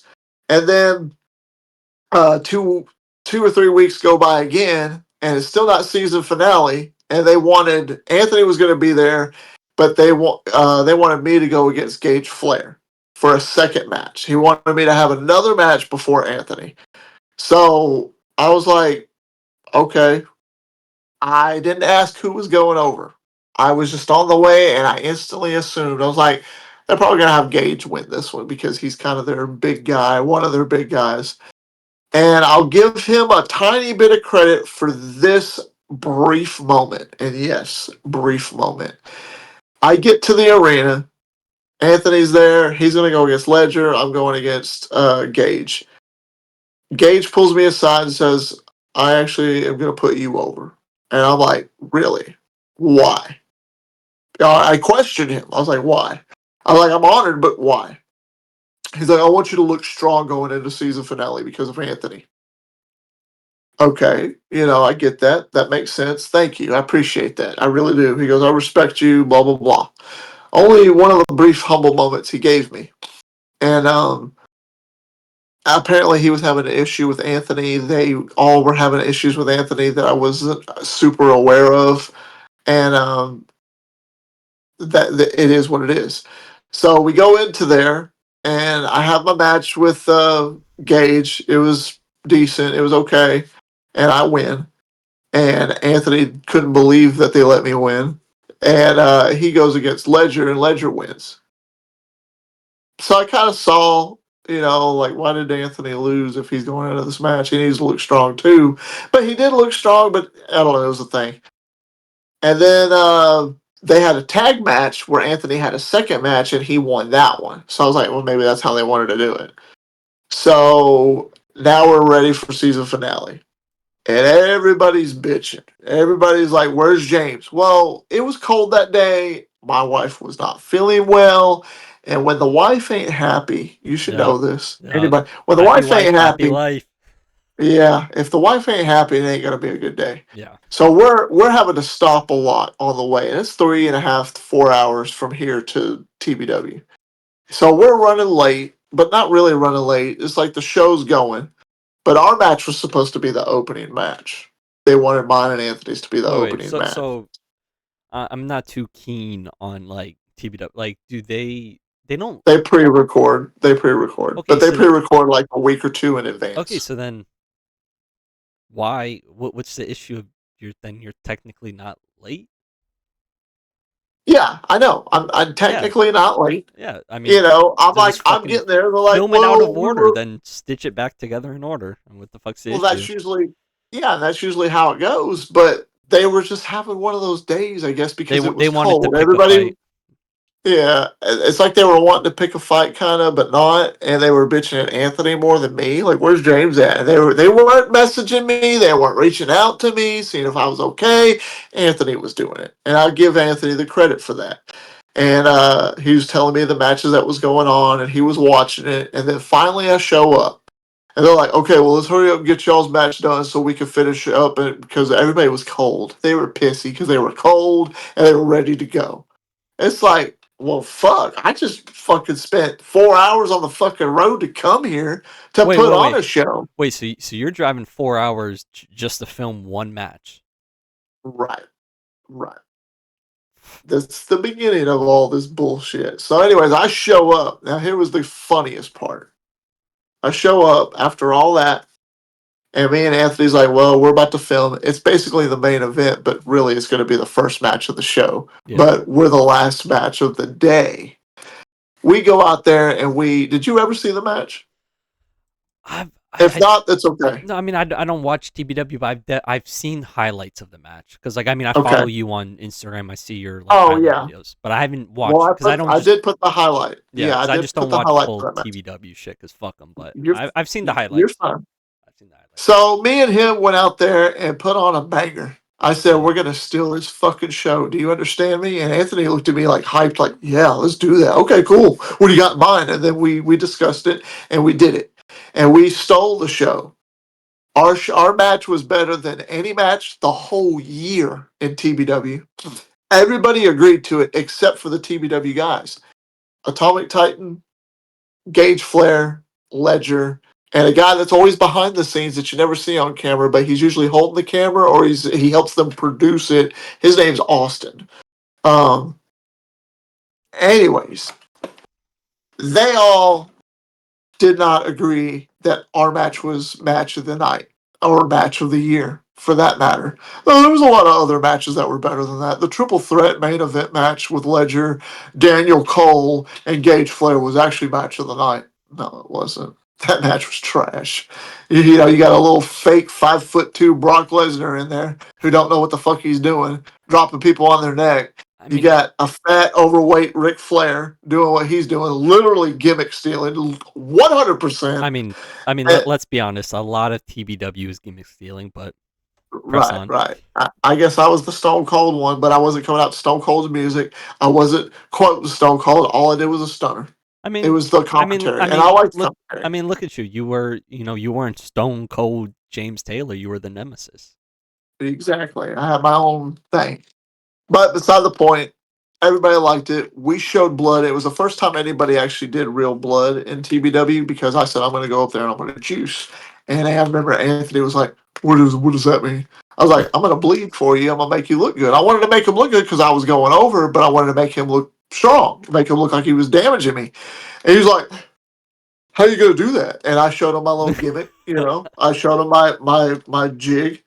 And he's like, "You got another blade at all?" I was like, "Are you serious?" He goes, "Yeah." I was like, "Have you ever bladed before?" "No, but I could do it. I could do it." What can go I wrong? said, "Dude, no, no. If you don't know how to do it, I don't want you to do it." He goes, "Just tell me. What do you do?" I was like, "You're gonna stab yourself?" Or I showed him what he needed to do. He's like, "Oh, I got it. I got it." He goes, "I know where I'm gonna do it too." I said, "Okay." So I'm doing the part where the signs, and I go over, I drop them. I go to go get the ladder. When I come back, this fucker takes that blade and just slices his head from ear to ear open. You dumb fuck. And that bitch is just crimson. It looked great. It looked Did he great, but now he's fucking got a scar there forever. did he fucking take an aspirin too before that? Oh yeah, I taught him the secret where you need to take like 2 or 3 Tylenol before this match. He said, "Why?" I was like, two things. One, it helps with your pain when you're in the ring taking bumps, and two, it makes your blood thinner. So when you do color, But you're gonna shit, bleed. that's dangerous though, because you can bleed out for real, for real. Oh, to an extent, yeah, it just I mean, depends. I guess like, Um, I mean, depending on how deep you there, fucking cut your shit. yeah. I like if you do it right, you're gonna be fine. But he was an idiot and did that. I'm surprised he didn't, but because it was so cold, his blood coagulated so fast, so he was all right. So that's where he lucked out was the fact that it was so cold. And but anyways, we still the show. I know we did. Everybody else said we did. Everybody that watched it said we did, except for those 4 motherfuckers in TBW. And that's it. And that's when I started seeing the BS because that was Anthony's last match and his last day in TBW. They didn't want him there ever again. They had problems with him, blah blah blah. And I come back in March because they asked me if I would like to come back. Even though Anthony wasn't there, they asked if I would like to come back. I had the itch. Okay, sue Yeah. me. I had the itch and I wanted to wrestle. So I said, yeah. So I went. I had a match with Titan. I beat him. I had a match with I had a gauntlet, a 3-way gauntlet match where I beat Russell Cooper, uh, Wentworth, which is that weird military dude, and then Andrew Clay, which is Josh Allen's brother. He really wanted to be in the ring with me. He really was respectful to me and really liked me. He's like, "I don't care what we do, just stun me." I was like, "Okay," you know. So they started seeing this thing, and they wanted to kind of push me like a Goldberg in a way, where they wanted me to be undefeated until a certain time. And then they were trying to set up a match between me and Jay Wild when Jay Wild was still a referee before he was about to start. And right when he was about to start, me and TBW had a falling out the first time. And the reason being was in that little triple gauntlet match, okay? Um, my wife was sitting ringside and Gage Flair was sitting next to her. And I'm saying this live because I can, and No fucking way. just this is where the respect and disrespect comes from. You don't. Number one rule I have anywhere I go: you do not. It's not that you don't disrespect me. You do not disrespect my wife. You don't make her feel uncomfortable. You don't. You don't do anything to her or else. No Um, fucking way. while I was in that match, he was drinking that whole day randomly. He was drinking beer and he was drunk and laughing. If you listen to the match, when I'm in the match, if you listen to the background, you hear this laughing shit going on. That's actually Gage. Well, there's a moment he leans over to my wife, and she didn't tell me out of respect until we were like halfway home because she knew I would have did something. She told me that Gage was sitting next to her and he kind of like looked at her. He's like, "Hey, Miss Taylor." He goes, "Did you ever, whenever y'all would like hang out with Anthony, did you ever have sex with Anthony?" She looked at him like, "What? Excuse me?" What the She goes, fuck? "Yeah."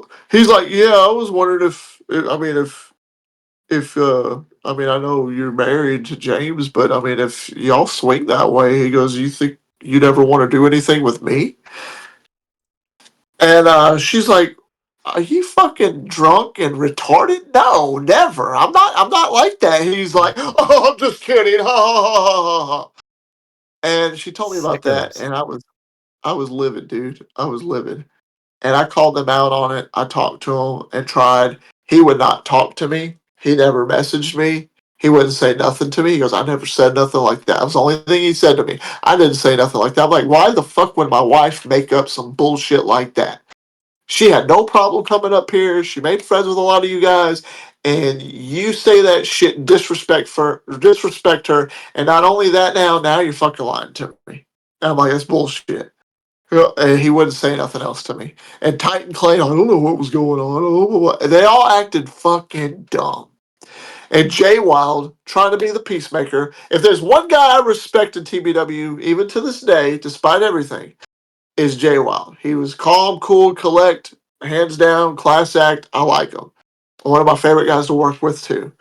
So a whole year's going by. Jay Wild's doing his thing. Things are starting to calm down more. And Jay Wild said, "Is there anything we could do to get you to come back?" I was like, "Yeah, you get Gage Flair to fucking apologize to me and to my wife. Period." And then Titan said, "Is there anything we could do to get you back?" Josh Allen, "Is there anything we could do to get you back?" Because I've got the following. That's what it is. Fans were asking about me. That's what it was. But I didn't see it that way. I just seen it as, what's in this for me. So they all agreed, and Gage said, "I will talk to you when you get here." Blah blah blah. Okay. So I told Tasha, and she was like, "Okay, blah blah blah. That's fine. Let's go for it." And she goes, "If he says anything, I'm gonna hurt him. That upsets me." And I was like, "You don't have to, because I will." So I go there. Everybody's coming up, shaking my hand, saying, "Hey." And Gage comes up to me and my wife. He goes, "First thing I want to do is apologize like a man." I give him that credit, like a man.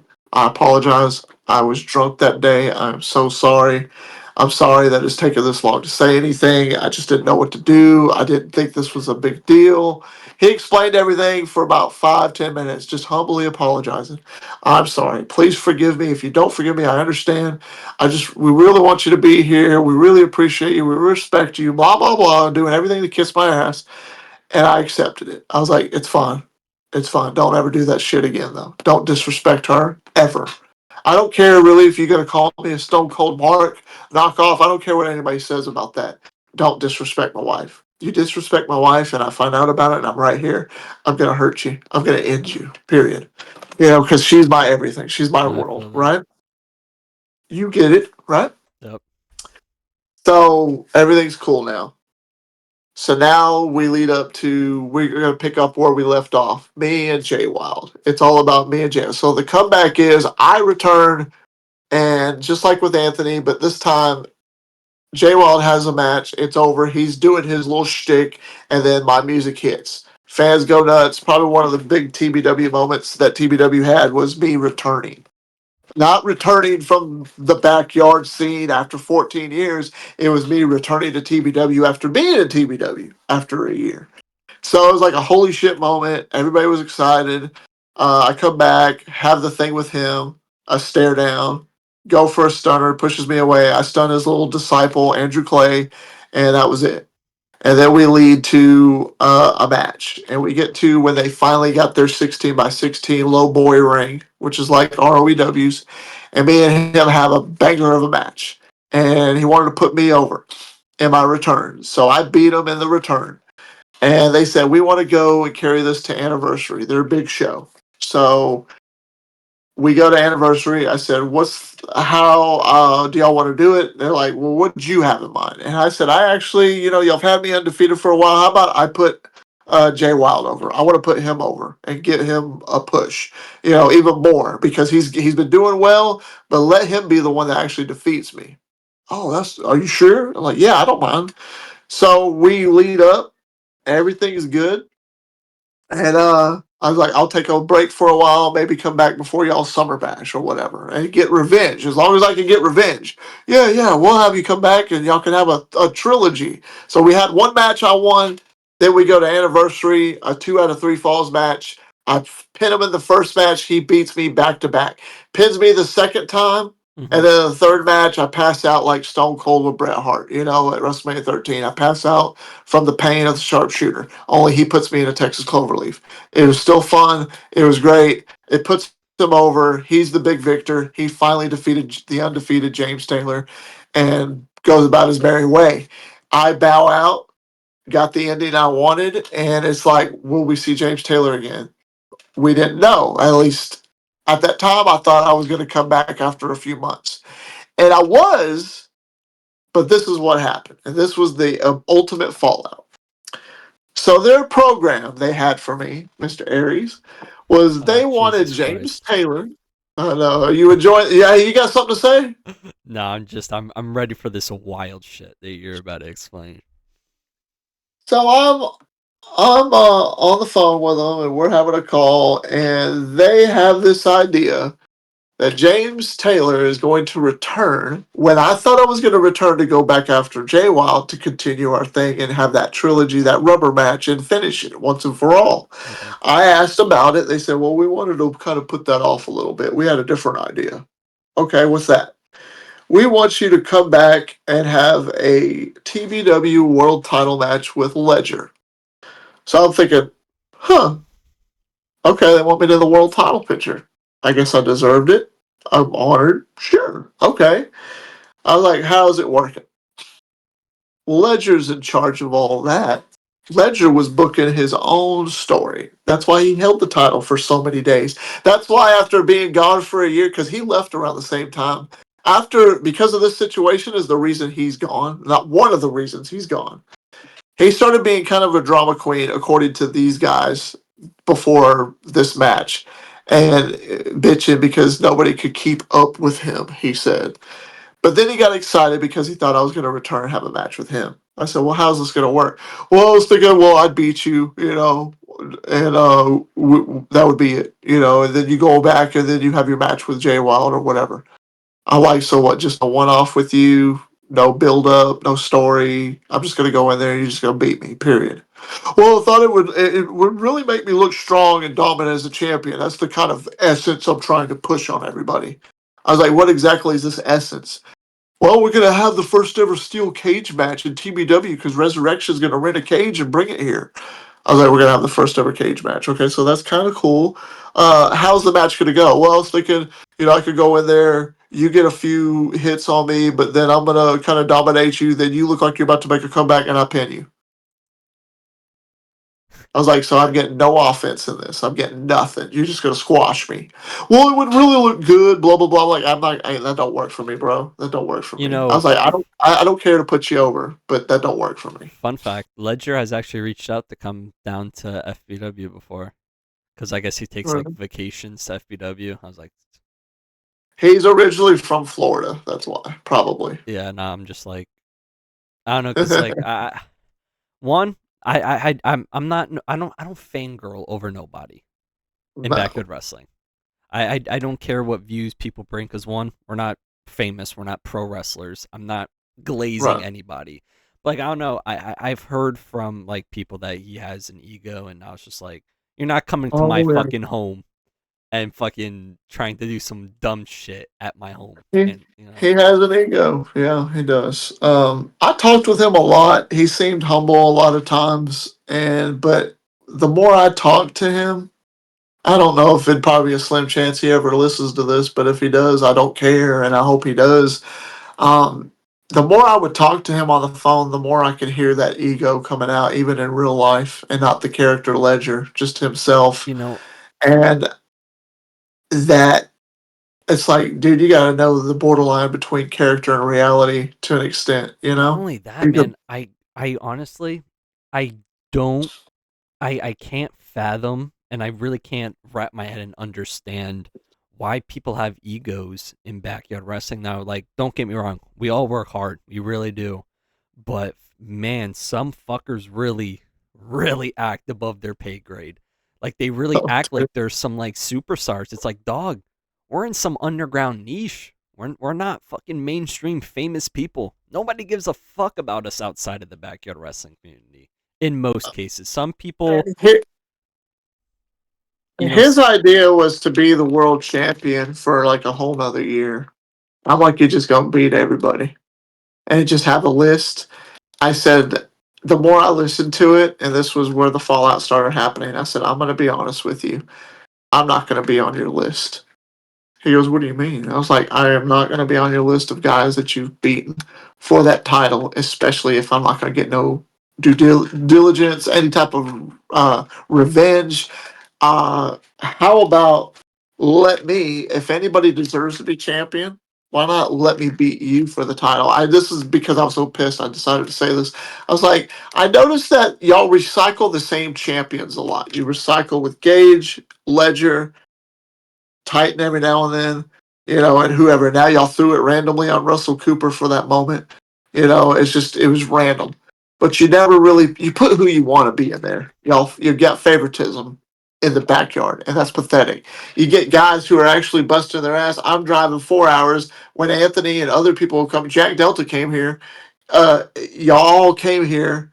We put in the sacrifice to get here, and y'all don't want to do anything. You just want to keep the same guys. I'm like, I have no problem coming here. Well, we don't. What if you can't show up if we were to make you champion? I'm like, dude, that's where the pre-recording comes in. You just pre-record whatever. And I'm not going to take the title with me back to Alabama. Keep it right here. I have no reason to exactly. take it with me. I do that. I I'm do like, that with the Georgia guys. I pre-tape, and not only that, like for me in FBW and like my end, I I wait until trust is built. yeah, Like, out of respect, if I can trust you and you can, earn my trust and my respect, then give you the world title. You know, exactly. trust and And respect. I said, this is why I felt I should deserve to be champion. I said, well, here's the idea. I was like, let me come back at Summer Bash with a strong antic to face you, the undefeated Ledger, and go against the nemesis James Taylor. It'd be a hell of a spectacle. A lot of people would like it probably. Let James beat you. Let me hold the title for a month or 2 months. Let me go on to face Jay Wild and either let him beat me to put an end to this to our trilogy and let him be champion. Because if anybody deserves to be champion, it should be Jay Wild at the time before he became champion. I said, let me beat him, and then you and him have a program, and you get the belt back or whatever y'all want to do. Hmm. Or let me beat him to get my revenge, and then me and you have our second match, Ledger, and you beat me, get the title back to show the story in it, the main event status, and let it build and build that legacy more. And they said, no, we can't do that. You're not ready to be champion. We were thinking maybe the Intercontinental Champion or the United States Champion that they had. We were thinking maybe that one day, but right now we didn't think you were ready to be champion. I said, why would I not be ready to be champion? They said, well, you're not here all the time.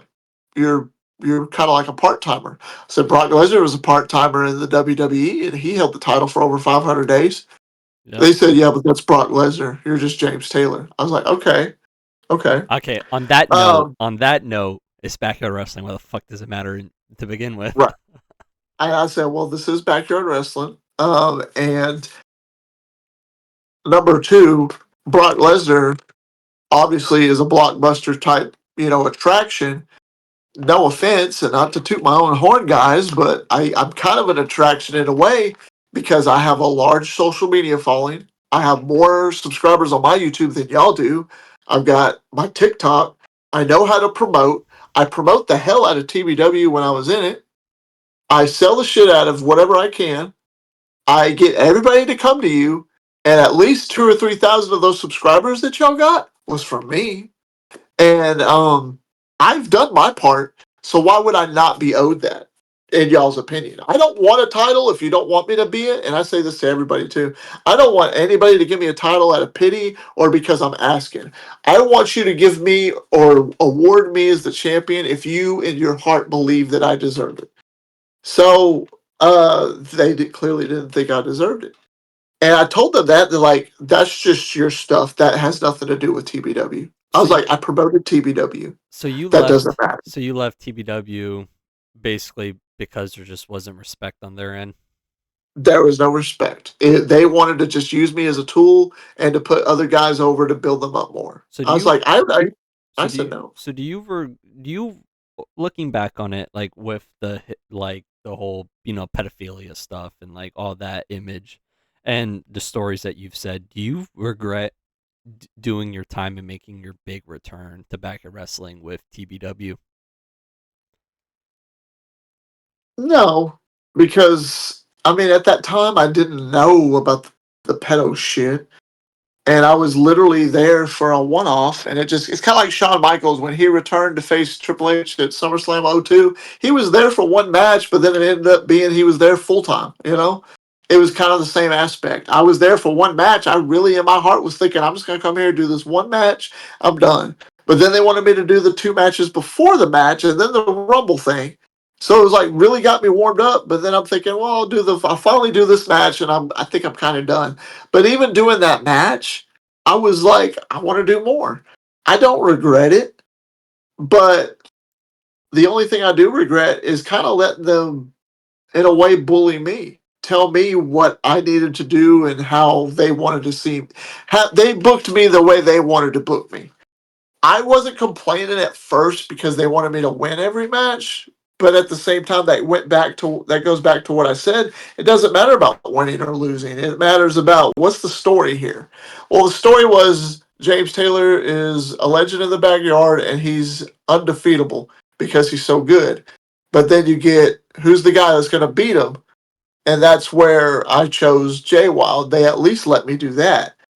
So in a way, even though that was my very last match, I'm kind of glad that was my last match in I TVW mean, shit, because I went out you with a bang in and a not only way. that, you dipped out before the fucking pedophilia shit happened and shit really hit the Yeah, fan. I mean, a whole regardless, like year and a half. regardless, they probably knew the whole fucking time, but I mean, you still dipped out and you still fucking dipped out safely when you could, to be honest. So, Exactly. we've been talking about how you have a career that spans decades and you're still being active. You're still active, by being the ROEW, general manager or owner, whatever it is. Same thing, Owner. tomato. You had your TBW run and you're still active. You had matches in IMF and stuff. So what what are some goals that you still want to accomplish in your backyard wrestling career? Mangoes. Well, one is to actually go to ROEW and have some matches with a few guys there. Um, I would like to. I haven't really said this because I haven't held a title since 2005, 2006, and I'd like to be a champion one more time before I'm finally done. Who's to say it was to happen? I don't know. If it'll happen, I don't know. I haven't been offered anything, so I don't know. But regardless of the fact, come back, have some matches with some guys that I haven't had matches with before I'm finally done. I want to have a match with CJ Black, have a match with Jason Storm, C Money, um, Alex Cross, JX. I want to have a one-on-one with Justin Parsley, just to name a few. I want to have some one-on-one matches with these guys. Dark Cron from DKW, Matthew Forsaken. Um, and if I go back to IMF, have my one-on-one match with Soldier GP, not a triple threat, but a one-on-one with him. Just Omen Black, El Drago, maybe even Ox McCoy, that crazy son of a bitch. A couple of one-on-one matches. I have about a dozen matches I'd like to have. Um, if there's a title that could be thrown in there somewhere, maybe that'd be great. I'm not gonna. That's just be thrown out there. I'm not gonna ask for nothing. If somebody offers it, it'd be one thing. But anything can happen. I just want to make sure that when I have my last match with whoever it's gonna be, that it'll be a banger, and then I could go out, you know, tip my hat, right off into the sunset, and just that's it. Do my podcast. I'm not really a podcast. Go on podcasts like this and talk with you guys, and just focus on my TikTok and my YouTubes because I'm a content creator. So that's how I make my living. So it's been an absolute honor talking to you. Shit, this is officially my longest podcast I've ever done. We've been shooting the shit for 2 hours now. Um, Oh shit! My bad. My bad. no, I mean I have no time limit for these. I just want to tell stories and let people be entertained. Ultimately at the end of the day with this. But the question I like to end off these podcasts with is mostly to help us relate and or help us reflect really and really you know come to terms with our journey. Um, so, what are some things that you are grateful for in your wrestling journey over your decades long career in backyard wrestling? What are some things you're grateful for? Um, One thing I'm really grateful for is it's made me a tough bastard. I like I'm almost impervious to pain to an extent. I'm not afraid of anybody. I'm not afraid of bullies. Sometimes I feel like I wish I could have a bully. I wish somebody would say something to me out in public so I have a reason to knock their head off. But it just doesn't happen to me. I see people get bullied all the time. I was like, why won't somebody come try and bully me again? Oh, wait, that's right. It's because I actually would do something. But, it helped me break out of my shell when I was younger, learn how to talk, not afraid to. I've made friends, I've made new friends. I like to say you don't have a whole lot of friends in this business, but at the same time, you can make some pretty good friends and at least meet some interesting people and getting to travel. Like I traveled to Tennessee, I've traveled to Mississippi, I've traveled now to Iowa. I've met a lot of interesting people, and just you know the experience in itself. And if there's anything that I can do to help anybody whenever I can, I'm not saying I know everything because I don't. I'm still learning, but if my experience alone can help somebody, I'm not afraid to help them if they ask me. You know what I mean? Yeah. So, but I'm thankful for my health because I don't smoke, I don't drink. I'm kind of straight edge myself. I'll drink occasionally. I know I show off the beers and stuff all the time, but I mean I don't drink every day to get plastered. I drink literally maybe once a month, if not every couple Shit. of months. I haven't. And that's I it. don't drink. I've never smoked. I've never done any drugs. And Shit, I don't need none of that crap. that's why I'm 40 and I still look like I'm in my 20s, and I get that a lot. I get people who are like, "How old are you?" And I'm like, "You'll never guess." They're like, "What, 22, 23, 24?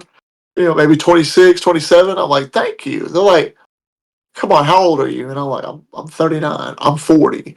No fucking way. I show them my license, 1984, baby. Holy shit, Hey, how do you do that? Don't smoke, don't drink. You'll stay young forever. That's the key right there.